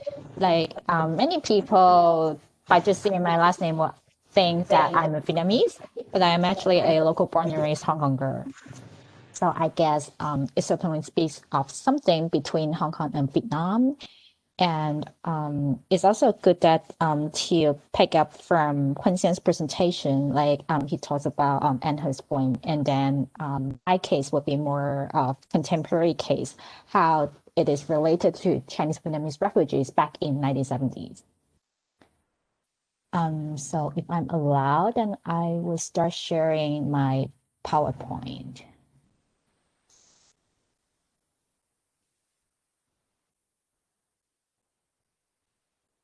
Okay, so can you all see my PowerPoint? Okay, great. But before I start my presentation, I also want to thank HKS for organizing the Hong Kong Studies Research School. I know that it's a very weird time that we're in COVID and we can't meet in person. But I do really appreciate that you put the effort in organizing this conference and the whole school for us to get exposure and then to connect with people in other disciplines. So thank you for the opportunity. And Sorry, just a reminder that we're not seeing a full screen, but we're also seeing your notes in left side. And oh, okay. we're seeing the behind the scenes. Okay. That sounds interesting. Then how should I start sharing, like without letting audience to see my note? We have to borrow you a monitor, a second monitor. Perhaps you can stop the sharing first, and then go into yes. Share not just the screen, but only the PowerPoint window. Yes. To narrow the screen, part of the PowerPoint, not the full screen of the PPT show. Wow. Can you open two files and share one of them? I'm not sure. Sorry? I'm not sure if it's possible if you can open the PPT file into Windows. So you just share one of the windows. Wow. I don't have two windows because I only have one laptop and I don't have another screen. Yes. Make it two file names and then open two PowerPoint files. Is it possible? I can also share the PowerPoint and then just read my paper. Yes.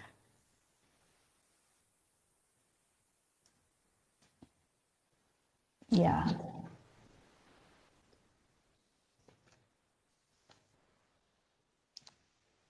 I'm not so sure how Yes, to no do this. hurries.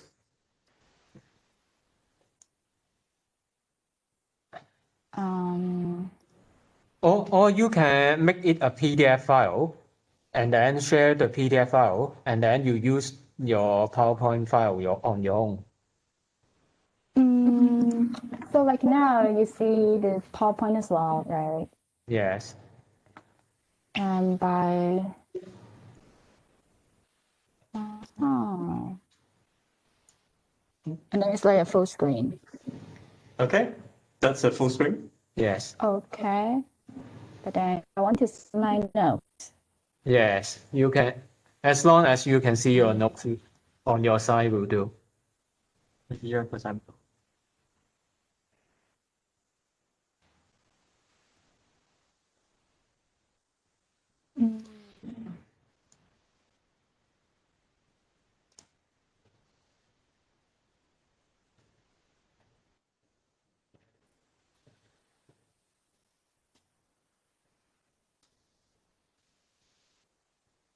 Yes, naturally, we are having a break now.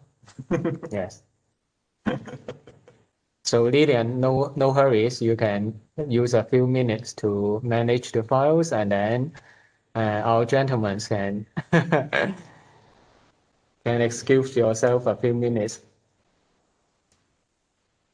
Yeah, but then the question is, even if I share the PDF, I can still like manage all Look, the windows, right?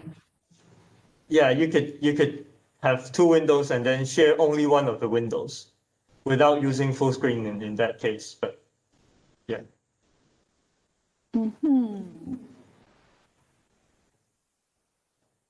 So like this? Yeah, yeah. And then you could probably hide some of the bars up there so it can enlarge it a bit.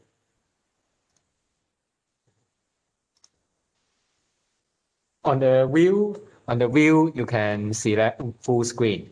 Yes. Or Is it? Oh, yes.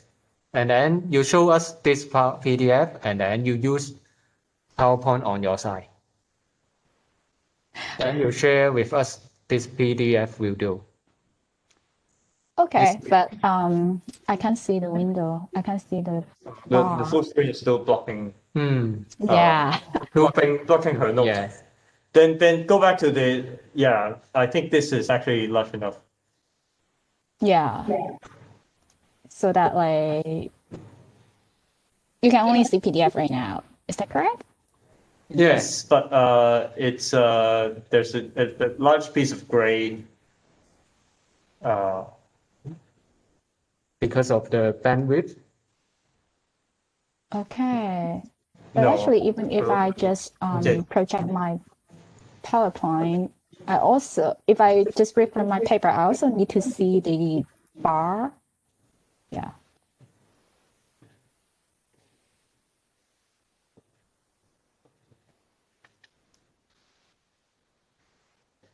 Okay. This is totally unexpected when we test the.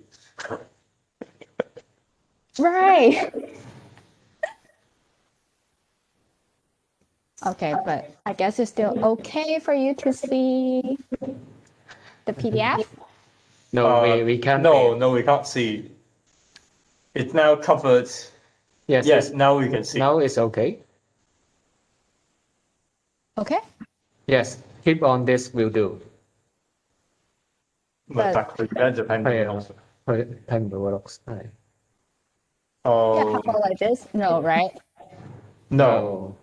Oh, okay. So I think like WebEx is a little bit different from Zoom, like on sharing. Or you Yeah, because can. if so, Do you need to reopen the PowerPoint? If you don't mind, we see your notes. Then you can just go on. If you need the notes. I think that in this case, then I might go with by just reading. Yeah. Test your memory. That yeah. Yeah, it is easier. Find a comfortable way will do.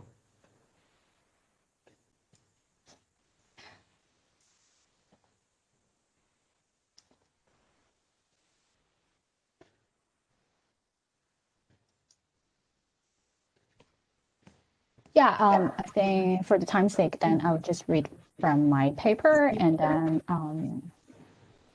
yeah, not to share the PowerPoint. No worry, half hour from now. Okay. Okay, so sorry for the technical problem.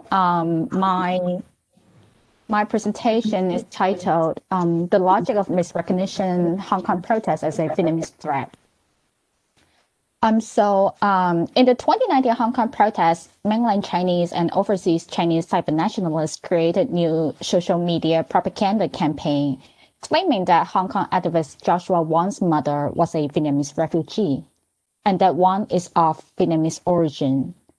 These allegations are false.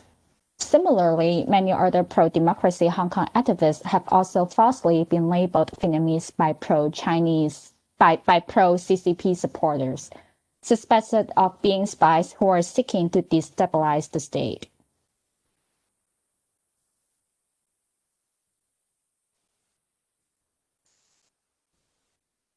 This misrecognition of Hong Kongers as Vietnamese illustrate that the Chinese state is recycling the racialized Vietnamese people stemmed from the ancient times and inflamed by the Sino-Vietnamese War.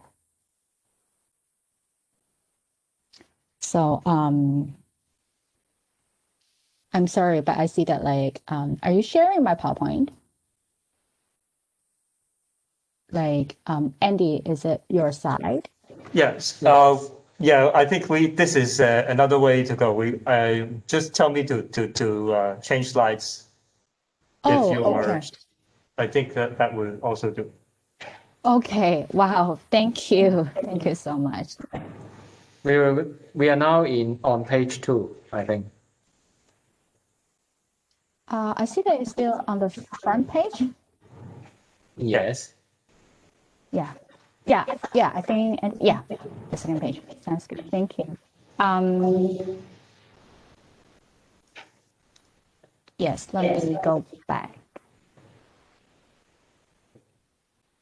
And then we can go to the third slide, the next slide. Yeah, so my project centers on one question. What is the logic behind the misrecognition of Hong Kong protests, in particular Joshua Wong as Vietnamese by Chinese cyber nationalists, and what is the implication of such logic? And next slide, please. So I argue the misidentification of Hong Kongers as Vietnamese in this context is the result of a set of narratives inseparable from Chinese colonization, racialization, and ambiguous ethnic identity marking in both Vietnam and Hong Kong. Both colonized by China and European colonizers at different times, the unidentifiable marker of ethnicity in both places opens a space for racial collision, allowing the Chinese state to associate colonial differences and ethnic differences with racial and ethnic construction. The sleeping signifier of race and ethnicity intensified the tension between China and Vietnam, placing Hong Kong as a compounded site of Sino-Vietnamese, as well as Hong Kong mainland China confrontation. By blaming the protests on Vietnamese boat people, the rhetoric not only delegitimized Joshua Wong's Chineseness and correspondingly the demands of the Hong Kong protests, because it suggests that Joshua Wong is not real Hong Konger and not real Chinese. But the narrative also deploys Vietnam as the mastermind of the Hong Kong protests by invoking the deep history of Sino-centric anti-Vietnamese sentiments. Calling out Vietnam's illegitimacy in the Hong Kong protests creates an effect of Vietnam's illegitimacy claim over the territory of the South China Sea. Under the rhetoric, the propaganda produced a reasoning for China to legitimize its claims of Hong Kong sovereignty and its sovereignty over the South China Sea. Next slide, please. And to give you an overview, this presentation begins with the rumor of Joshua Wong's Vietnamese origin, with a close reading of social media postings to explain how he was framed as Vietnamese by netizens. Then it provides a brief historical account, tracing how the racializing discourses of Vietnamese were formed through both Chinese and French coloniality of power. In the discursive formation of race and racism, ethnicity cannot be entangled from creating cultural differences. Ethnicity has become increasingly a homeless concept and an empty signifier for power to disown a group of people. The Chinese Vietnamese refugees are a case in point. Following their escape to Hong Kong, their circumstances provide a window to problematize Chinese ethnicity. These Chinese Vietnamese refugees in Hong Kong exposed a problematic relationship between ethnic identity and Chineseness, allowing the Chinese state to scapegoat them in the Hong Kong protests. Finally, this paper calls attention for horizontal solidarity and minor transnationalism by revealing the racial ethnic dialectics of China-Vietnam-Hong Kong relations. Next slide, please. Posted on December 9, 2014 on Six Park, an internet platform for the overseas Chinese community. The post was created at a time after the Vietnam's anti-China protests in May 2014, a period of unrest with demonstration responding to the oil dispute regarding China's claim in the region of the South China Sea. It was also occurred at a time toward the end of the umbrella movement in Hong Kong, a large-scale protest demanding transparent elections from China. Both incidents in Hong Kong and in Vietnam were a direct response to the China's repression. And in this thread, the user suspects that the surname of Joshua Wong's mother, Grace Ng, is a short form of the Vietnamese surname Nguyen. The claim of proximity between Ng, a Cantonese romanization corresponding to the Chinese character Ng, and Nguyen, is ungrounded, but the user proceeds to conjure historical evidence by tracing the history of Vietnamese refugees in Hong Kong. In short, the rhetoric in the thread suggests that Wong's maternal grandparents and Wong's mother were Vietnamese refugees, and therefore by lineage, Wong is Vietnamese. Riots in Vietnam and unrest in Hong Kong were mutually affiliated with the Vietnamese population. While the thread was published on a forum that is mostly browsed by overseas Chinese, and with the highest demographic of viewers from the US, it is unclear about the nationality and the location of the user who created this thread. It is also unclear whether it was a state-led propaganda funded by the Chinese government. However, the post was aimed to reach Sinophone readers who can read Chinese language and then to spread this conspiracy. Next slide, please. A mainland Chinese netizen furthered the rhetoric and accused Joshua Wong of being a Vietnamese monkey, 越南猴子, with the desire to make China chaotic. The entire allegation of Joshua Wong's Vietnamese descent is a propaganda effort manipulated by Chinese netizens and possibly by the Chinese state. But perhaps in which what counts is not what people are or think, but what they can be made to be and think. The term Vietnamese monkey is clearly a problematic and racist invention created by agents who consider themselves human, distinct from other groups of non-humans, as Sylvia Winter has argued. Chinese netizens think that they are capable to represent a given entity and they are more superior to identify Vietnamese as monkey. However, how did Chinese racism happen? It would be interesting to take a step back looking at the Sino-Vietnamese hostility and how it gets Hong Kong involved in this conflict. These seemingly irrelevant former colonies, one British and the other French, are connected through an unspoken colonial matrix of power through Chinese and French colonization. And we can go to the next slide. Thank you. As put by Stuart Hall, race is a cultural and historical fact, and race is a discursive construct, a sliding signifier.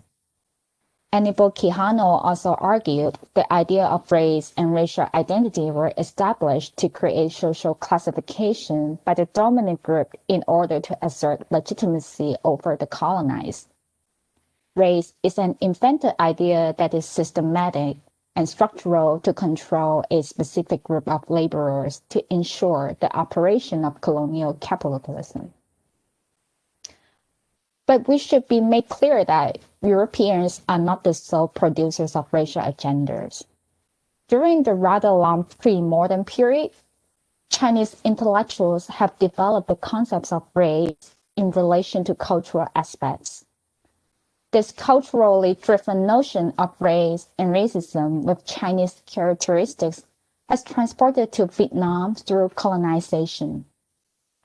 Because of these 1,000 years of colonial history, Vietnam is seen by many Chinese as a race culturally inferior than China, and an ethnic group that is approximate to Han Chinese. This Sinocentric view was shared by the French colonizer. French historians observed Vietnam as the shadow of Chinese cultural influence, a country that made no progress after separating from China.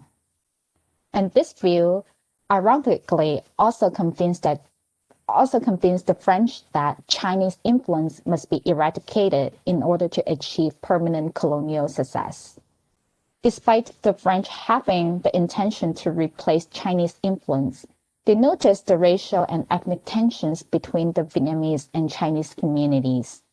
The French colonial power grappled with this tension and upheld the racist view that ethnic Chinese in Vietnam were better than local Vietnamese. This narrative was especially manipulated in the economic sectors. The role the Chinese played in the counterbalance policy in French Indochina backfired on the Vietnamese community, arousing their hostility towards Chinese. A series of violent clashes took place between the two communities subsequently. When Vietnam gained independence from France, the problem between the two groups became more prominent. Vietnam implemented measures to the privileges of the Chinese Vietnamese. After the US-Vietnam War in 1975, many ethnic Chinese were compelled to work in poorly conditioned new economic zones on a racial basis. A final rupture of Sino-Vietnamese relations was eventually marked by the Sino-Vietnamese War in 1979. I suggest the war and the unjust treatment of the ethnic Chinese community were a violent response of Vietnam toward the racializing discourses throughout the history. The long-simmering resentment between Chinese and Vietnamese and a series of historical events illustrate the racialized rhetoric of Chinese is better was transmitted from Asian China to French Indochina and to independent Vietnam seamlessly. The conflicts between the ethnic Vietnamese and Chinese controlled by the French colonizer was not solely a colonial strategy, but also a distinctive racial grammar operating in complicit with Sinocentrism. The colonial period may have long ended, but the coloniality of racializing discourses clearly has not. Next slide, please. And if we acknowledge racial discourses operate to mask cultural differences, we should also acknowledge ethnicity is another set of discourse that mark the differences within the human spectrum. Ethnicity suggests a link with an ancestral homeland. In the discursive formation, this originality simultaneously connotes an implicated meaning that we are not originally from here. In this regard, ethnicity is a sliding signifier that could be easily subsumed and appropriated by the power to get rid of the unwanted peoples, turning them to be migrants and refugees. Ethnicity has become a concept that is increasingly homeless. In the context of Vietnam, thousands of Chinese from Vietnam were harassed because of their ethnic origins.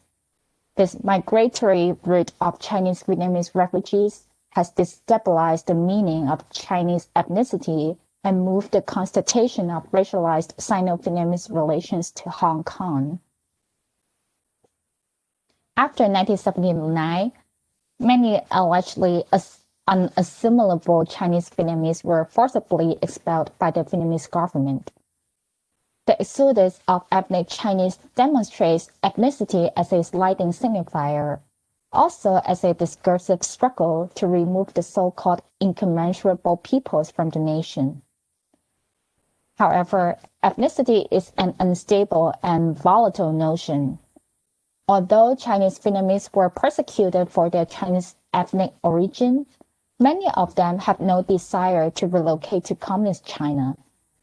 They prefer to make Hong Kong as the springboard for an onward journey to the West. The PRC also rejected their Chinese ethnicity and their political ideology, worrying their tour to Vietnam. On an opposing side, Cold War divide, the Republic of China in Taiwan offered no assistance to these ethnic Chinese refugees either. The unwelcoming gestures of the two Chinas show that ethnic Chinese identity receives suspicions from where they stand. Similarly, the claim of Chinese ethnicity did not appeal to Hong Kongers. As Chinese Vietnamese reclaimed their Chinese ethnicity, and amidst the then approaching 1997 handover, many Hong Kongers conflated Chinese Vietnamese and mainland Chinese as a homogeneous Chinese identity, as if the arrival of non-Hong Kong Chinese were an unwelcome intrusion into the city. It explains why Vietnamese refugees who escaped from communist Vietnam did not win the support of Hong Kongers who had the same fear toward communist China.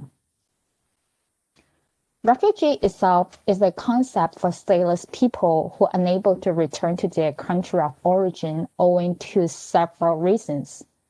Ethnicity is additionally a problematic and fleeting narrative that is homeless in a sense. Chinese Vietnamese refugees are thus constructed as doubly stateless. Firstly, expelled by the Vietnamese nation. Secondly, disowned by the two Chinas. And finally, were displaced in Hong Kong. The entire switching discourses of ethnic Chinese represents an empty signifier sliding between different state machines and agencies. The implication of ethnicity and the existence of Chinese Vietnamese asylum seekers in Hong Kong call for a problem of Chineseness, producing a loophole for the Chinese state to trap them in the turbulence of Hong Kong's transition. And we can go to the next slide.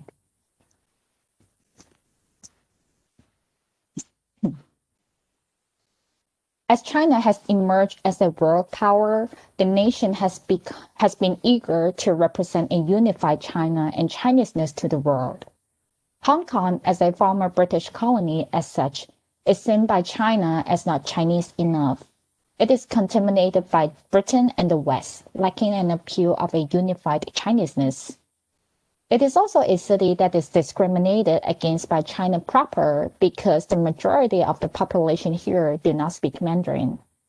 With the more authoritarian and hardline pressures from Beijing, many Hong Kongers also see their insurmountable cultural difference with China. They have become more resentful toward China and mainland Chinese, which I believe many of us are aware of the situation. The derogatory term of locust, Wangchong, not once again reminded Winter's argument of the overrepresentation of man-human. forming a racist narrative to put mainlanders as a subhuman category. But it also manifested on the ethnic ground. Many Hong Kong Chinese, especially the youth, are seen culturally and politically distinct from mainlanders, two people separated by a common ethnicity. China thus sought both conciliatory and coercive measures to propagate the falsehood that Hong Kong has been an inseparable part of China since ancient times, and that Hong Kong Chinese and mainland Chinese belong to the same ethnic group. Many dislike the mainland Chinese and are against the pan-Chinese ethnicity imposed by the PRC, expressing a xenophobic disdain toward mainland China.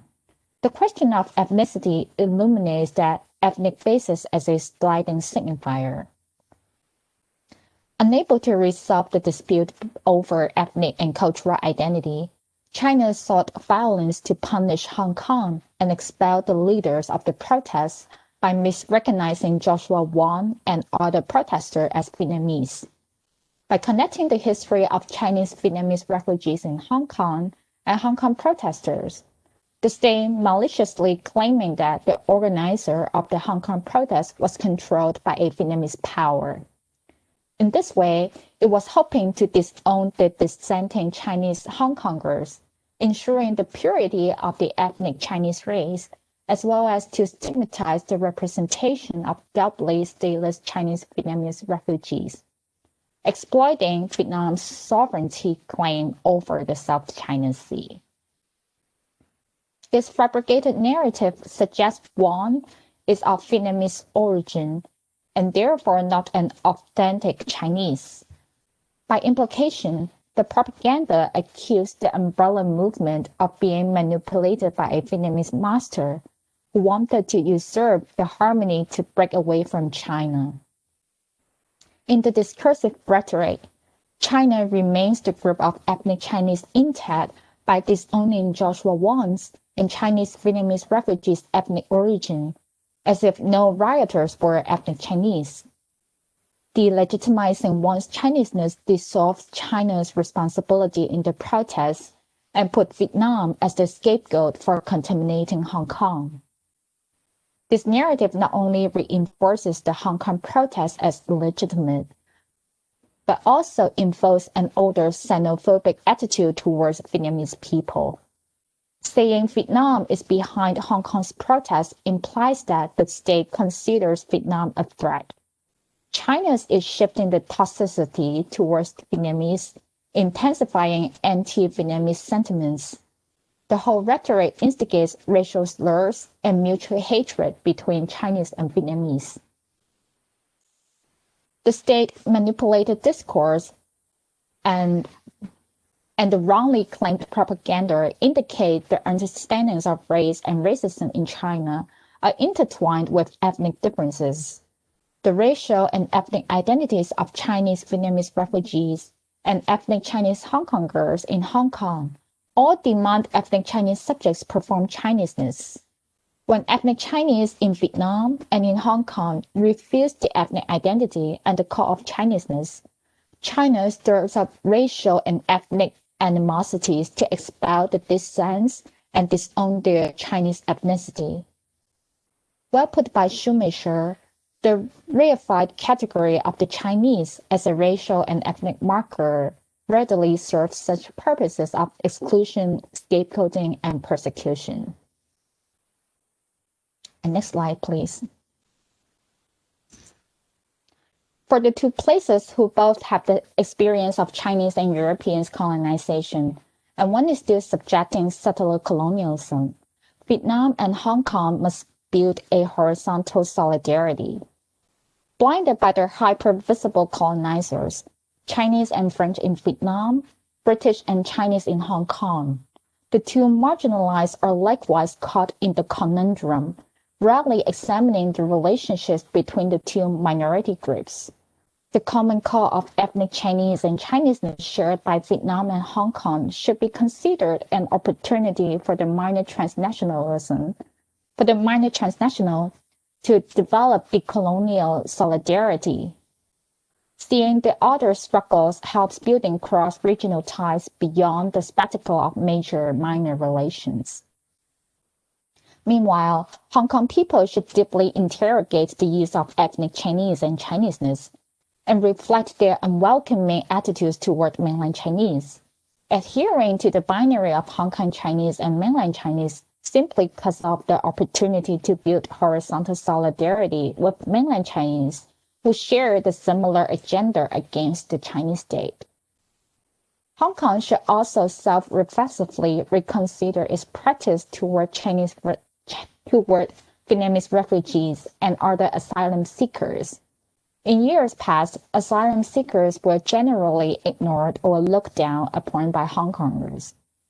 If Hong Kong is blind to see how they treat the asylum seekers unfairly, the city is just assuming another form of coloniality, oppressing the minoritized and resembling the PRC despotism that they strive to dismantle. Hong Kongers who are now at the brink of becoming refugees should take this matter seriously. And lastly, I would like to end my presentation by showing how a transnational solidarity is possible between Vietnam and Hong Kong. And I would like to share a YouTube video very quickly.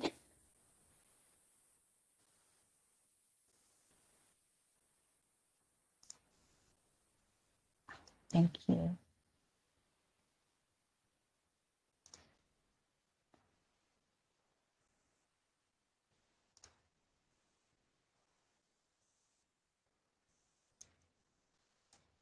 So you all can see the screen, right? Okay. And can you hear the sound?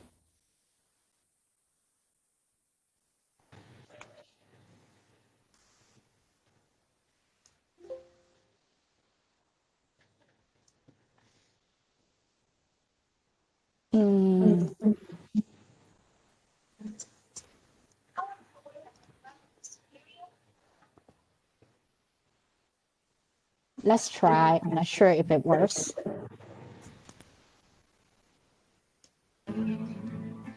Sáng tươi lên một niềm tin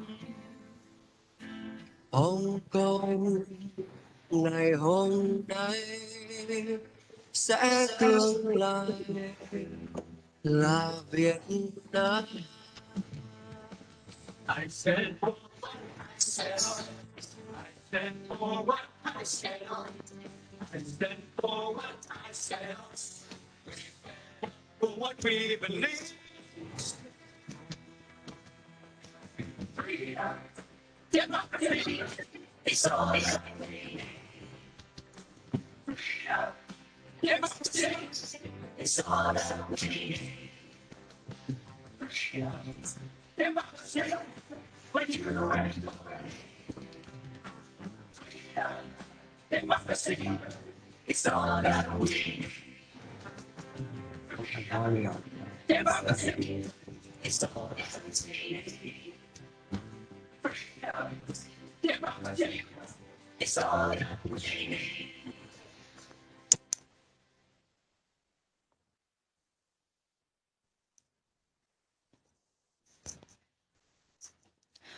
Yeah, and for my final note, acknowledging and resisting China's dominance is important.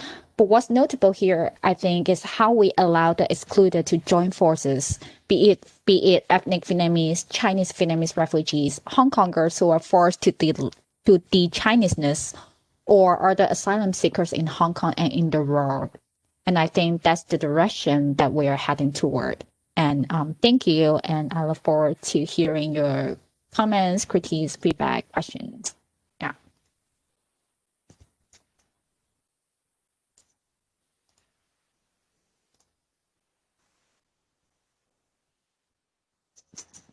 And so sorry for the technical problems earlier.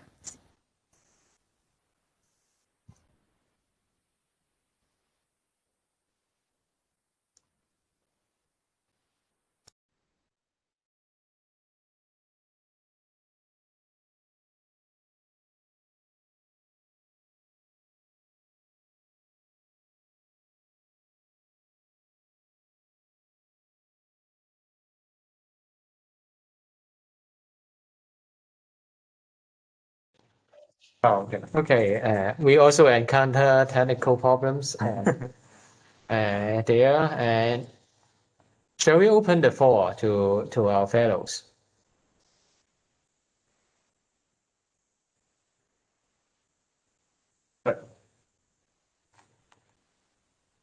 Yes, everybody is coming back. Yeah.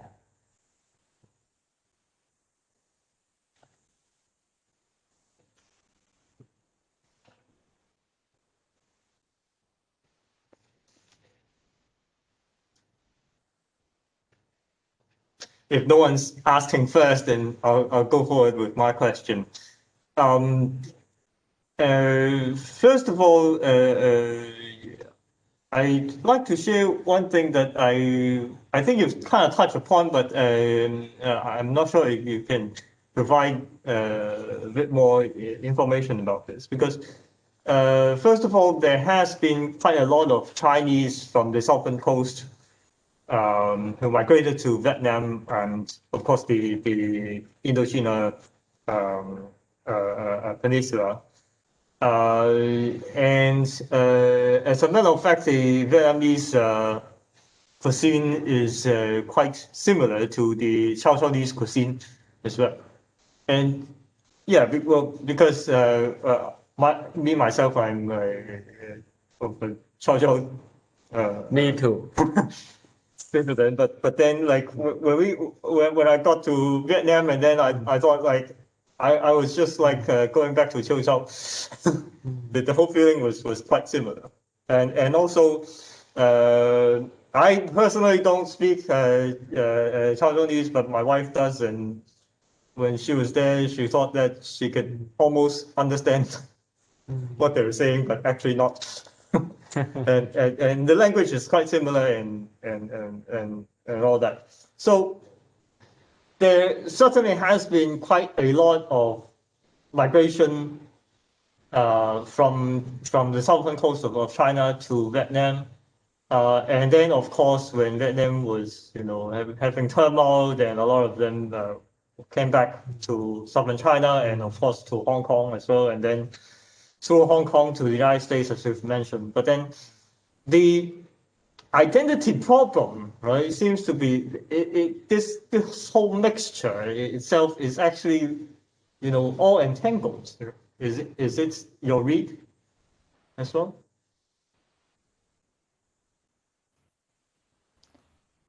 Yeah, I think, Andy, your observation is certainly true and very interesting because for the past history and also for the current geopolitical dispute all over, and I think for Chinese to see Vietnamese or for Vietnamese to see Chinese, there is an entanglement between race and ethnicity. As you also mentioned, like the language is similar, and I've been learning Vietnamese recently, and I find that it is especially interesting for me to see how Vietnamese is similar to Cantonese in particular. So, yeah. So, but I will also remind everyone that Vietnamese is still Vietnamese. Like, it is also like my intention to critique how that sinocentrism always see the surrounding neighbors of Chinese descent or Chinese neighbors or Chinese brothers, like this kind of like kinship thing. But then, and even for Chinese diaspora in Vietnam, they are Vietnamese. And I think we should take this problem more critically. And then there is the other part, which is the discourse about Vietnamese being the other, but at the same time, these especially these propaganda that probably not state sponsors, but probably done by someone in the voluntarily, yes.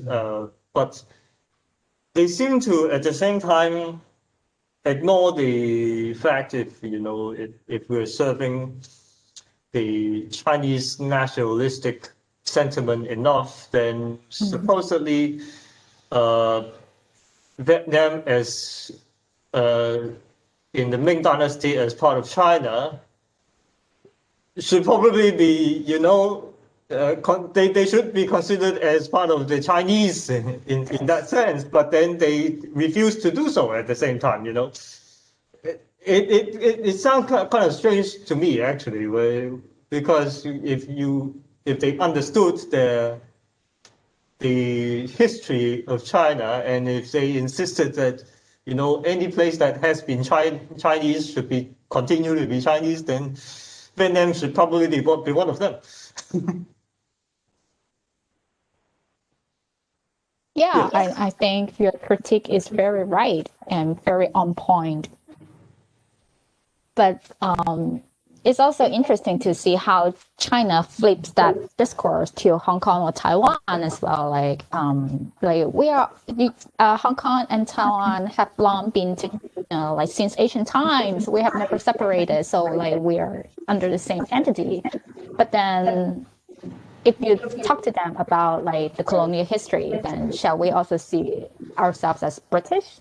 So then they would be offended. So it's interesting and also contradictory for this kind of like Sinocentric views, like to be imposed on different regions.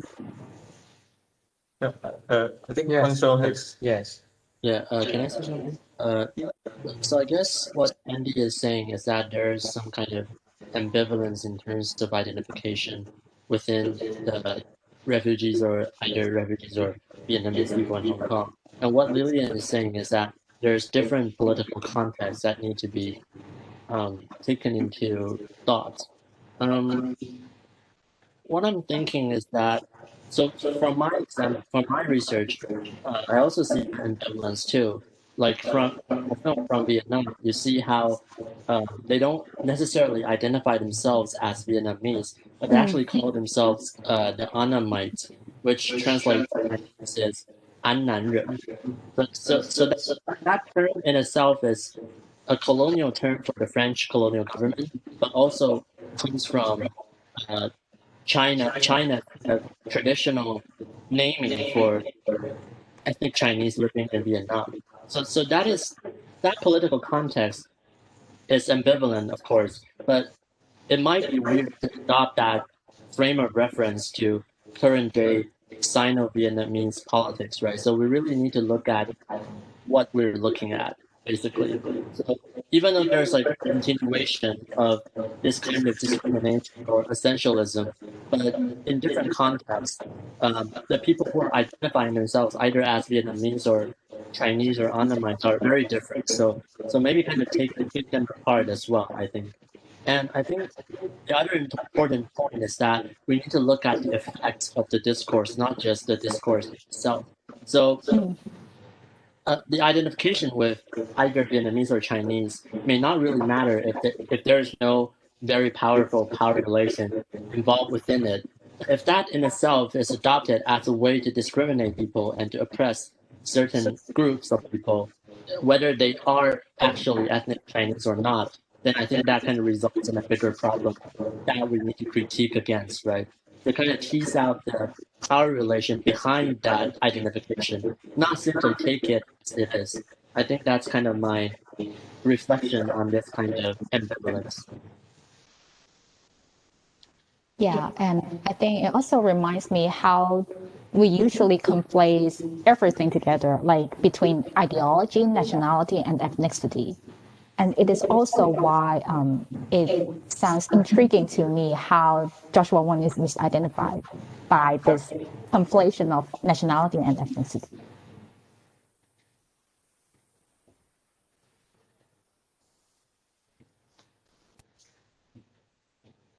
One more thing that I'd like to share is about your last point about how Hong Kongers view refugees. I am very pleased to tell you in the recent survey that I did with Isabella of the APS department of this university, the sentiment of the Hong Kong people's, yeah, oh, you saw the news, right? Yeah, the Hong Kong people is viewing refugees in Hong Kong a lot more positively in recent years, and we think that probably it's due to, like as you said, the possibility that they think that they themselves might become refugees as well. On the same boat.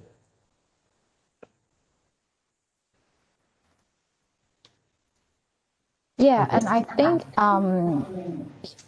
in a general sense, like Hong Kongers are more aware of the problem or existence of refugees in Hong Kong, because I feel that like refugees in Hong Kong, they are quite, can I say, isolated, or it's not, they have their own community and we know like where they usually live. But then after the protest last year, and I believe that we all know that like the people in Chungking Mansion or some other kinds of groups, they all come out together and then they all claim that the Hong Kong identity. And I think it's actually also a positive way to think about their situation in Hong Kong as well, and also migrant workers. Sorry.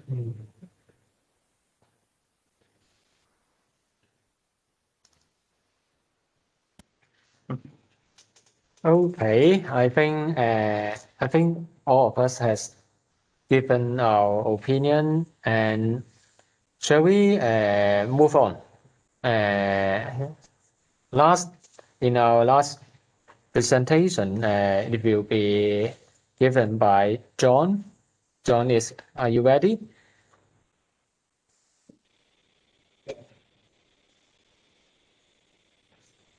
Okay.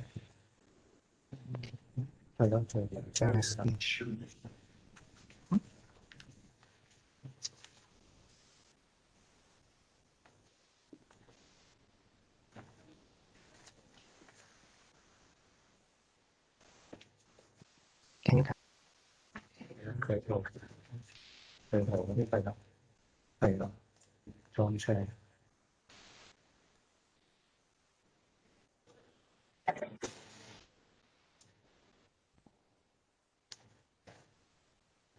Your audio doesn't seem to be stable.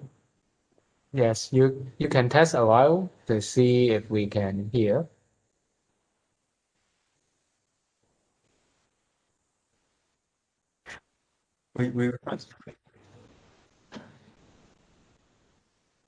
I think your wire or has some problem.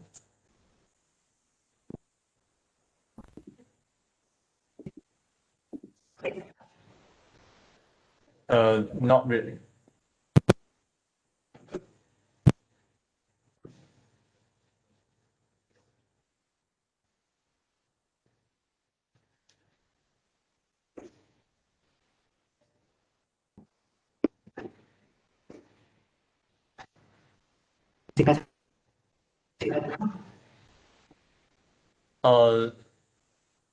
Seems so. Seems so.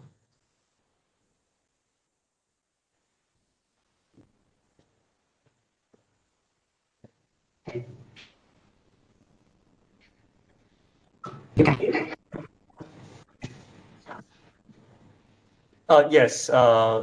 I just in case, can we test if it's because you're sharing too much?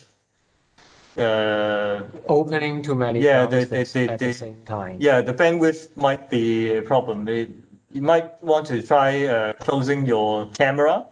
Yes. Close some of the applications on your computer. Yeah.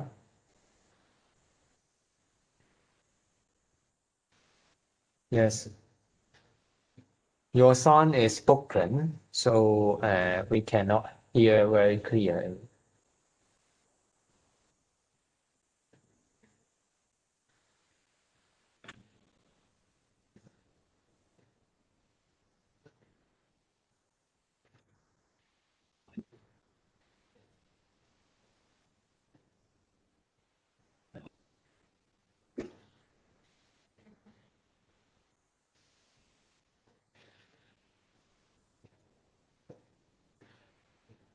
真係識一識咗。好似我覺得佢 connect 係唔係好穩定。I think it's your internet connection not very stable because yeah, you can see that sometimes your motions lag as well. Yeah, so you might want to try closing your camera, but then share your screen.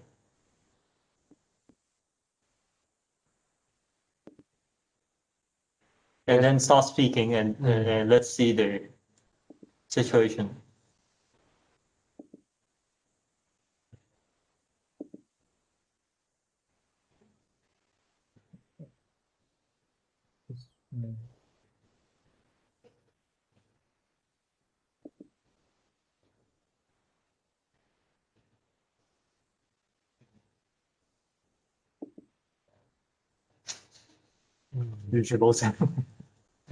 Okay, sharing Is it now. better now? Yes. Wow, much better. Okay. Okay. Very good. Yes. Oh, Please good afternoon. go on. Okay, thank you. Sorry about that. And good afternoon, everyone. I'm John, and the paper I'm going to present today is Hong Kong, a bridgehead to civilization for China, a study on legal Orientalism.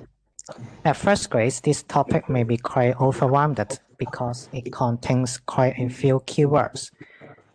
So, what is this paper really about? To put it simple, this paper talks about the position of colonial Hong Kong, but not in geographically. Rather, it is the position of colonial Hong Kong in abstract. This paper aims to provide a new discourse on colonial Hong Kong and its position as the bridge of the East and the West. And this paper argues that colonial Hong Kong was a bridgehead of legal Orientalism. Here is the outline of my presentation. First, I will introduce the background of my paper. Then, I'll move to talk about my research questions and research methods. Followed by that, I'll begin to talk about the main substance of my paper. Lastly, it will be a summary. As discussed, this paper talks about the position of colonial Hong Kong. As you have probably heard of, Hong Kong is seen as a place for and full of interactions between China and the West. It was seemingly the starting point of this colony as well. British want to have a place in China for conducting their businesses, but the interactions include more than that. One important element of these interactions is the so-called civilizing missions. Civilizing missions is a justification for colonizers to justify their colonial projects. It basically means that the colonizers are much more civilized, so that they have a mission to spread their civilized and modern ways of living to those uncivilized societies. One of those societies was Qing China. Hong Kong then played an important and special role of these civilizing missions. Why is it special? It is because British considered Hong Kong as the bridgehead to civilize the entire China, rather than just civilizing its colony, Hong Kong. In most of the other colonies, the civilizing missions targets only the colony itself. Then colonial Hong Kong was special because the target to civilize was beyond the colony. So, the positions of colonial Hong Kong was a bridgehead. Law also played an important role in these civilizing missions. As according to the famous English jurist in 19th century, A.V. Dicey, legal development reflects the level of civilization progress of a society. Therefore, to mark Qing China as an uncivilized society, a legal perspective was crucial for the colonizers. In the eyes of most British people, there was basically no real law in Qing China. This Western understanding of the East in the realm of law is called legal Orientalism. Legal Orientalism is the main theme of this paper. Let me explain more about this concept. Legal Orientalism is about a set of interlocking narratives about what is and is not law, and who are and are not its proper subjects. China was defined as uncivilized others in the legal realm. In here, a particular way of Western understanding of the Chinese legal system and the Chinese persisted and continued to evolve.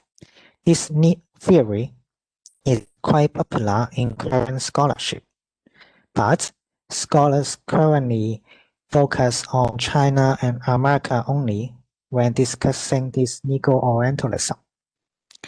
Instead, they focus on this legal Orientalism developed in and through the US. The most famous book is Tima Waskala's book. You can see the book cover here. Although Waskala himself also points out that colonial Hong Kong is an unique example of legal Orientalism. It does not study colonial Hong Kong. And many scholars follow this path. Colonial Hong Kong then becomes an overlooked part in legal Orientalism.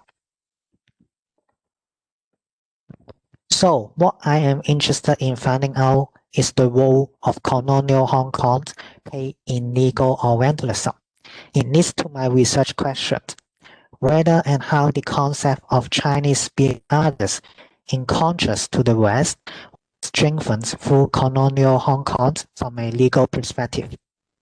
Or, to put it more simple, whether and how legal Orientalism was strengthened through colonial Hong Kong. To answer these questions, I am going to use a case study method. I'm going to take this book, The History of the Laws and Courts of Hong Kong, as my case.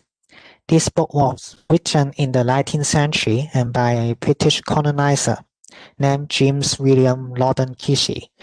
This book is particularly important for people who want to understand the legal history of Hong Kong in the early days of colonial period. A commenter even argued that every major library in the UK should have a copy of this book. In other words, this book is quite influential.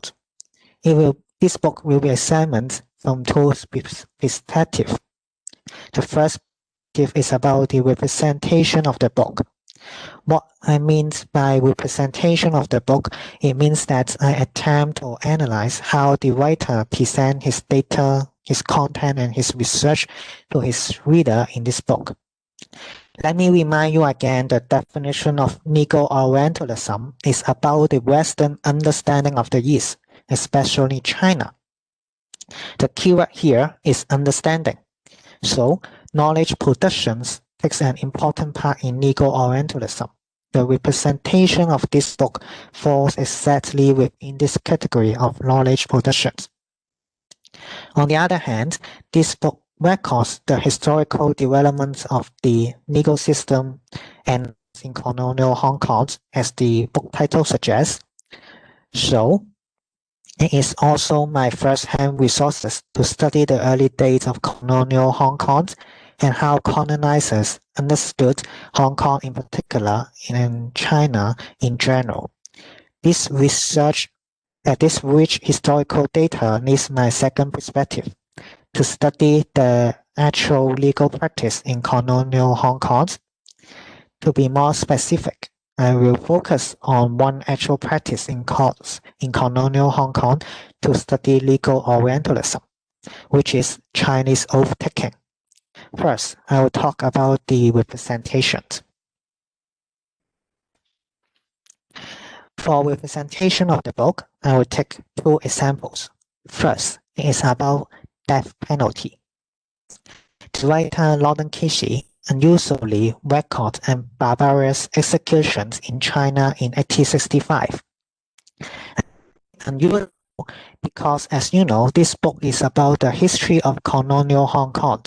But, as said, this execution was happened in China, So why is this execution the record? Here is the story behind these Chinese executions. China authority asked the colonial government to extradite a Chinese man who was alleged to be a pirate back to China. At that time, colonial Hong Kong did have an extradition arrangement with China. So, according to the writer, the colonial government proceeds with the legal procedure, a hearing held by magistrate in Hong Kong. The accused was presented by a lawyer. After relevant procedures, the Hong Kong court and governor decided to deliver this man back to China. Afterward, Chinese officials execute this man, I quote, in a most barbarous manner, unquote. The writer did not provide much details on how Chinese handled this case, unlike the situation in Hong Kong. Of course, it may well be because the writer did not have access to the Chinese materials, as that he was a British colonizer working in Hong Kong. So it still, in my opinion, create a comparison for readers. While on one hand, we as a reader can see the colonial court follow due process to handle the extradition request. On the other hand, though, Chinese did nothing but to execute the accused. It strengthens the idea of legal Orientalism because how lawless China seemed to be. Then let us move to talk about this most barbarous manner I just quoted. I will break it into two points. First, let us consider if death penalty was so unique to China in that period of time. Frankly, it was not. Even in Hong Kong, we just abolished the death penalty in 1993. Back then, piracy was also an offense that could lead to a death penalty in Hong Kong. In the book that I examined, there are records about other executions happening in colonial Hong Kong, but most of them do not include such a negative image. Another perspective is about how that barbarous execution execute. We cannot find this record in the book. This neglect of detail with the negative descriptions fit well with the image of general picture of uncivilized China executes their criminals in the most barbarous way. Since readers will not know how the execution was proceeded, they could only imagine it through the word barbarous and other sorts of Chinese legal practice. As discussed by other scholars, those sorts are as negative as the current case presents. So it means that the picture of uncivilized China is reinforced here. So it is a sign of legal Orientalism. The second case under the representation I want to talk about is the Chinese performance on Hong Kong court. To be precise, the performance talking here is kneeling in front of judges in a so-called Chinese fashion. There were two such records. One happened in 1867 and another in 1897. Two cases are actually very similar. After the judges present the judgments, the victims' parents found that the sentences were not heavy enough. So they knelt in front of the judges, begging for a heavier sentence. The writer calls this Chinese performance as incidents on courtrooms. However, a different picture can be presented if we unpack these so-called incidents in a broader context. First, as we know, in the beginning of the encounter between the West and China, there had been a struggle about kneeling in front of the Chinese emperor.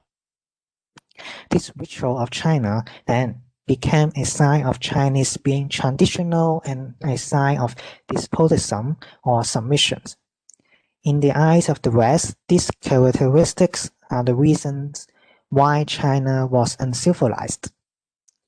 These so-called incidents in Hong Kong court may remind Western readers of these characteristics.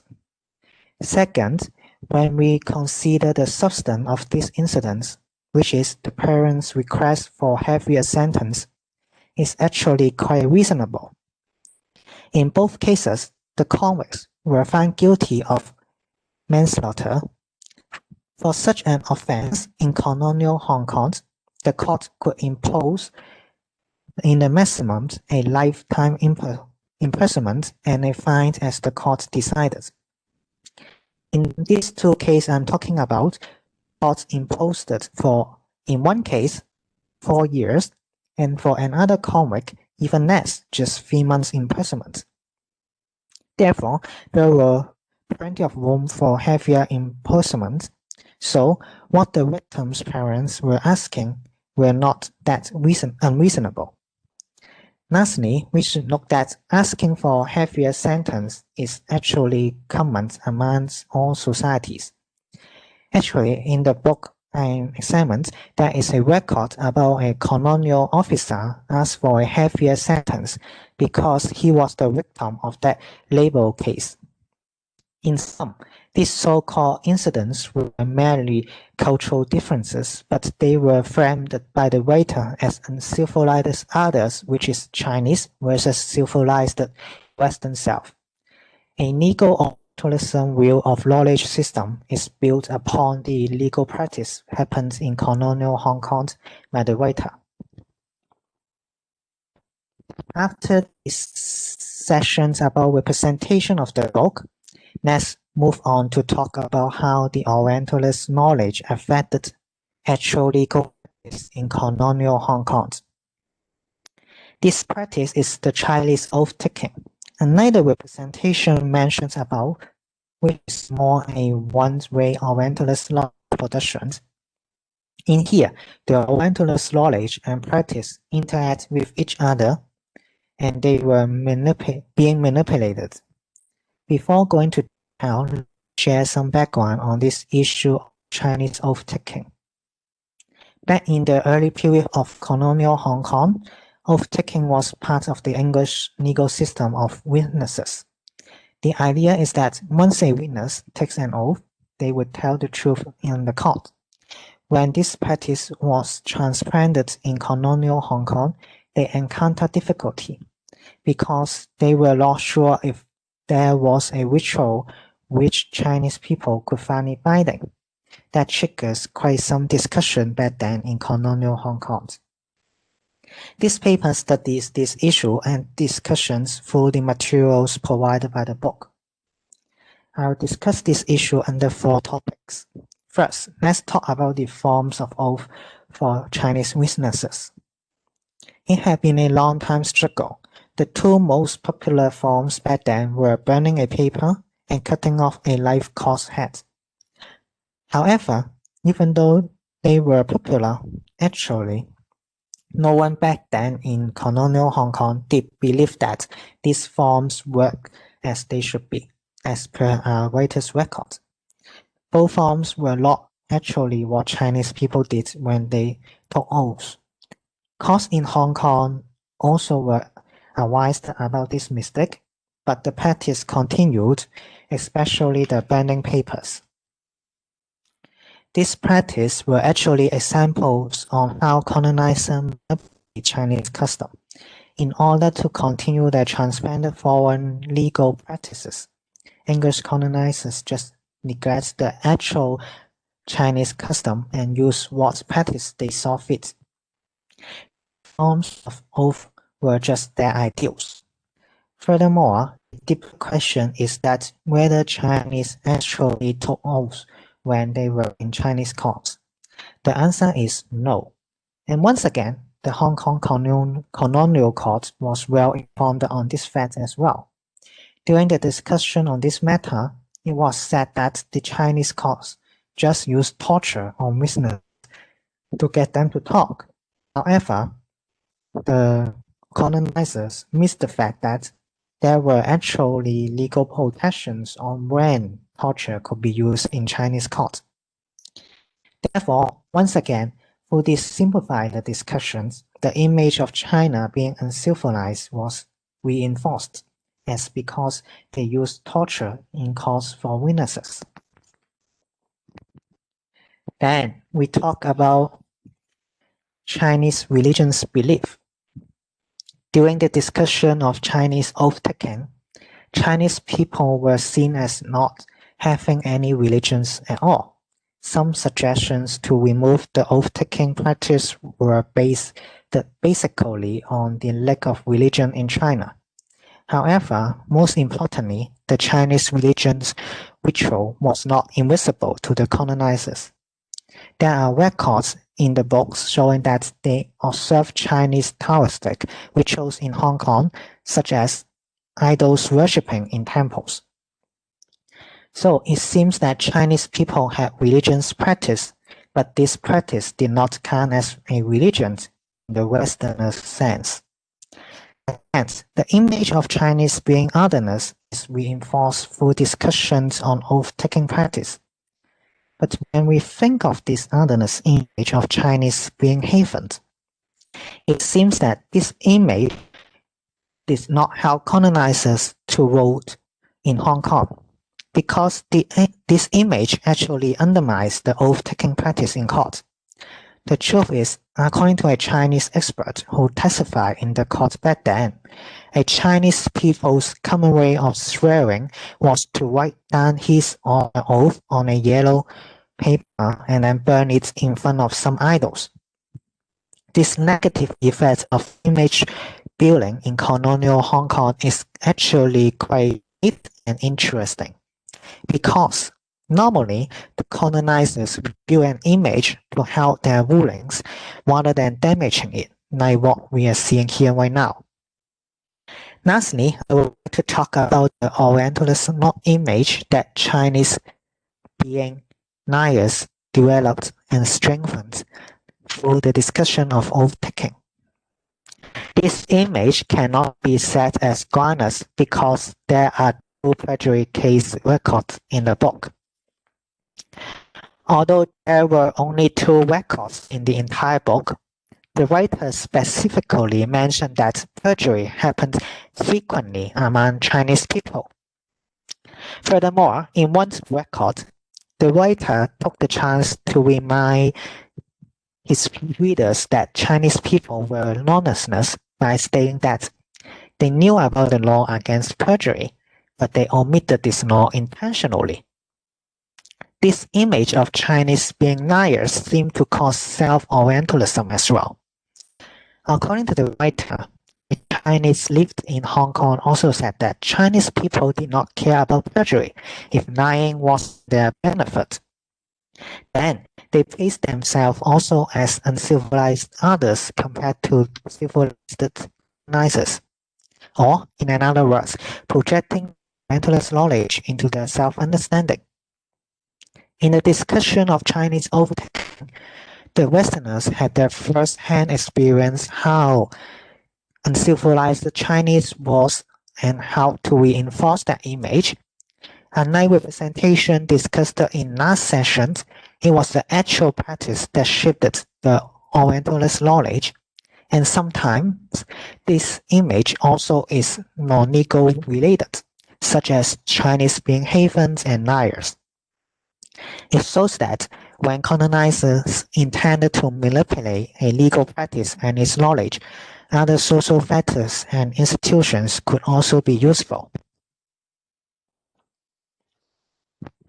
This paper is not trying to disagree Hong Kong's being a bridge between the West and the East. It is a reminder that before civilizing Hong Kong and China, an image of them being uncivilized had to be built first. It is where legal Orientalism comes in. The lawless image of China and Hong Kong was reinforced through the ruling of colonial Hong Kong and knowledge possessions and manipulations from the practice that occurred in the colony. So we cannot ignore the fact that colonial Hong Kong was a bridgehead for legal Orientalism. The position that Hong Kong as a place for the East and the West to encounter is as negative as it is positive. At the end, I would like to talk a little bit about possibility for further research on the line of this paper, which is Hong Kong people's self-identity. As briefly mentioned above, this position as bridgehead leads the Hong Kong Chinese self-orientalized easily and strongly. Meanwhile, there was the force of civilizing missions, as mentioned in the very early stage of my presentation. Hong Kong people were seemingly civilized. Compared to uncivilized Chinese elsewhere, the Hong Kong Chinese became less uncivilized. Therefore, a distinct self-identity may then be developed. But of course, more research has to be done.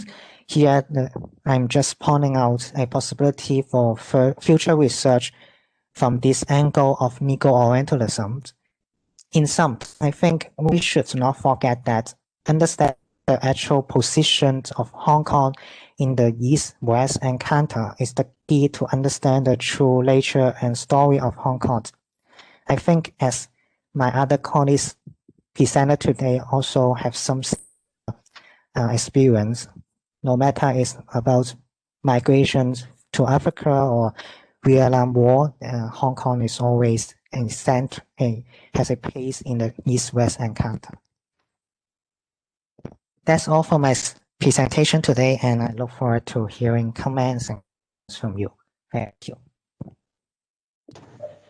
Oh, yes, great. It is the last session or last presentation in this session. Hi, everyone. Really tired. Yes, please come back and see if you would like to ask John a question.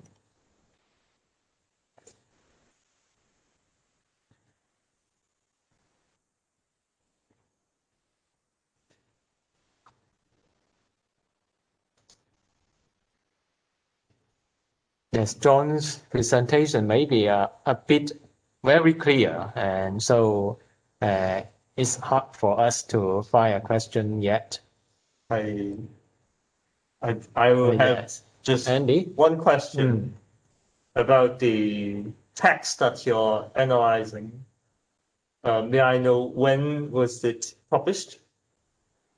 I think it's also in 19th century. So it's basically once the writers finish it, and it was published. And that was supposed to be in late 19th century. Right. But then how would you comment on the state of the rule of law in the UK itself? Is it already having a rule of law? I think this paper of mine does not have a strong connection to rule of law. But to answer your questions, I think a rule of law discourse in the UK at that time has well established, and because at that time they consider the independence of judges, etc., were very important. And at that time, I think the UK had done quite well.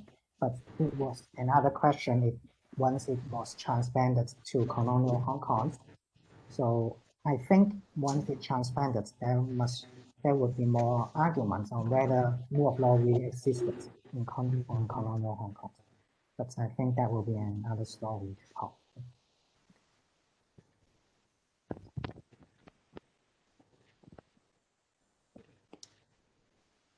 Yes, Andy is checking whether there are some questions from Facebook now or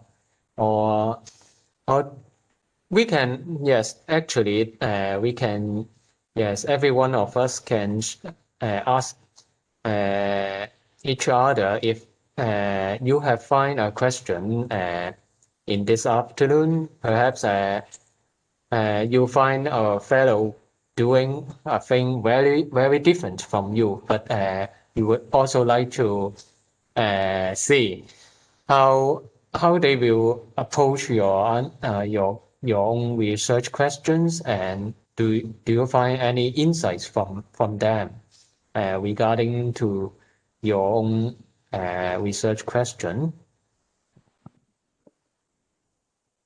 Yeah, actually, at the beginning, I thought my topic may be very unusual, but after hearing others speaking, I think I understand why you put us into this group, because I find it actually very relevant, especially talking about the the real cases and how immigrants in China and Africa are actually interesting to see how different discourse and how relations happens in Hong Kong, and that is something I learned a lot from this afternoon.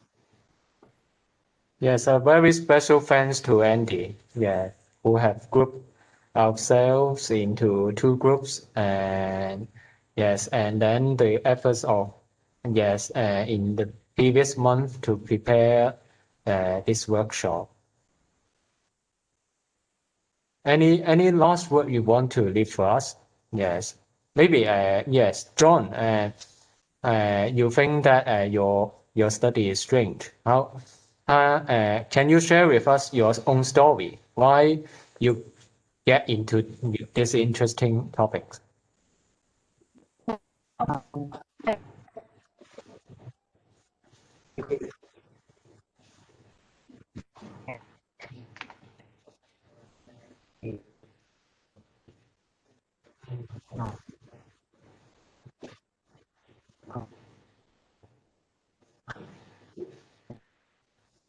Yeah, John, you have to close your camera, I think. Yeah, the connection is not. Yeah. Sorry, we cannot see your face. Okay, I'm sorry about my computer and network. I'm sorry about that. Is it better right now? Yeah. Yeah, very good. Yeah. So I was saying that at first I study legal history in about colonial Hong Kong, and my supervisor recommended me to read the book of Legal Orientalism and Chinese Law in Imperial Eyes, and they provide this very unique discourse on seeing how Westerners understand Chinese and how it affects how we also understand ourselves. I think that is very interesting, and therefore I start doing my paper on this.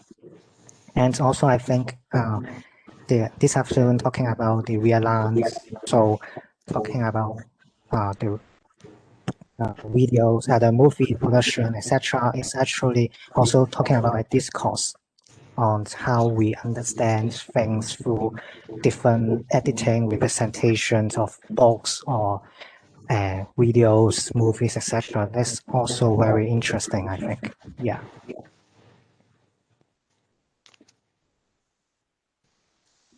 Okay. Anyone?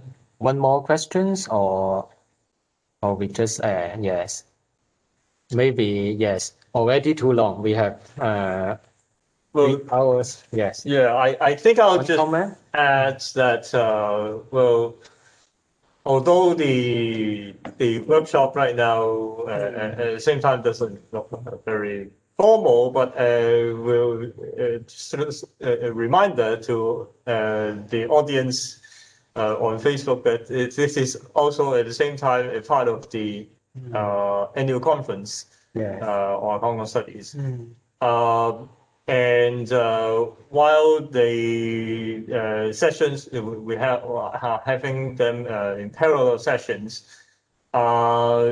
actually quite a lot of these articles are kind of related.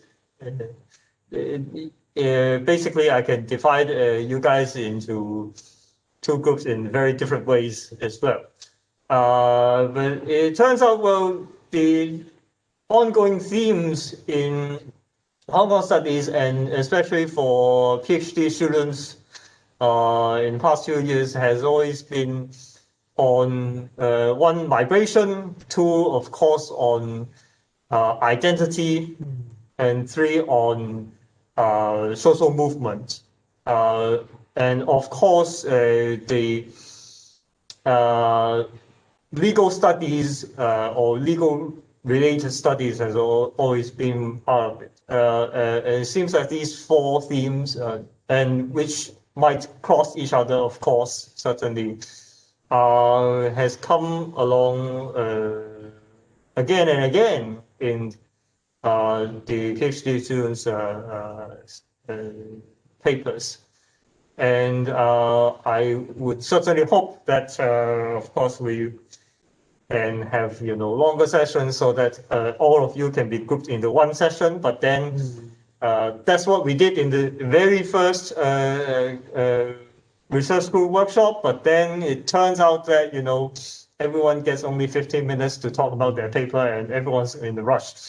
So that is why we are still having it in parallel sessions in this way. Yes, so I think that's all I want to share. Yes, please. Yeah, I just realized we actually never had a kind of like a half formal introduction of each other during in the events. Is there a way to like know other participants in a workshop too? We never received like a list of participants or any information like that.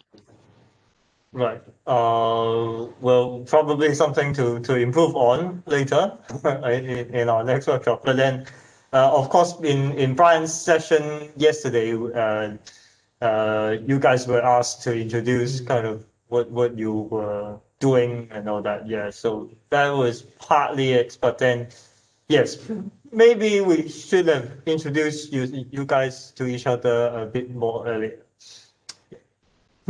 Yeah, like is there a way to like maybe send some information through email after the workshop? And like Yeah. contact information or anything like that. Yeah, I'll certainly do that. Absolutely. Yes, I think Andy will send you all of. If you don't mind, if you mind, just tell him. I think all of you are in the same cohort. No matter you are in room A or room B, all of you have spent 2 days together. And also tomorrow, there are more important events, and we are looking forward for you to join in tomorrow's conference. And so we always have to get together, although we are coming from different disciplines and coming from different areas. One key theme I learned from all of you today is that all of you are looking to search for Hong Kong identities in different ways. Although you are looking at different phenomenon or issues, but all of you will make up a big picture of what is Hong Kong, yes, in different time and make sense to different people with different experience. And I think we have to keep in touch, no matter where you are. We are well connected, and then hope you can later when you have developed your own scholarships, and you can come back to us and share with us, or especially share your stories or experience to later generations who are like you, all of you, to commit yourself in Hong Kong studies. And yes, just I can't say anymore.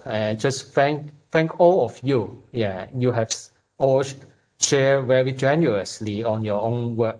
No matter how it is preliminary, yes, still you have time, as all of the senior fellows told you yesterday.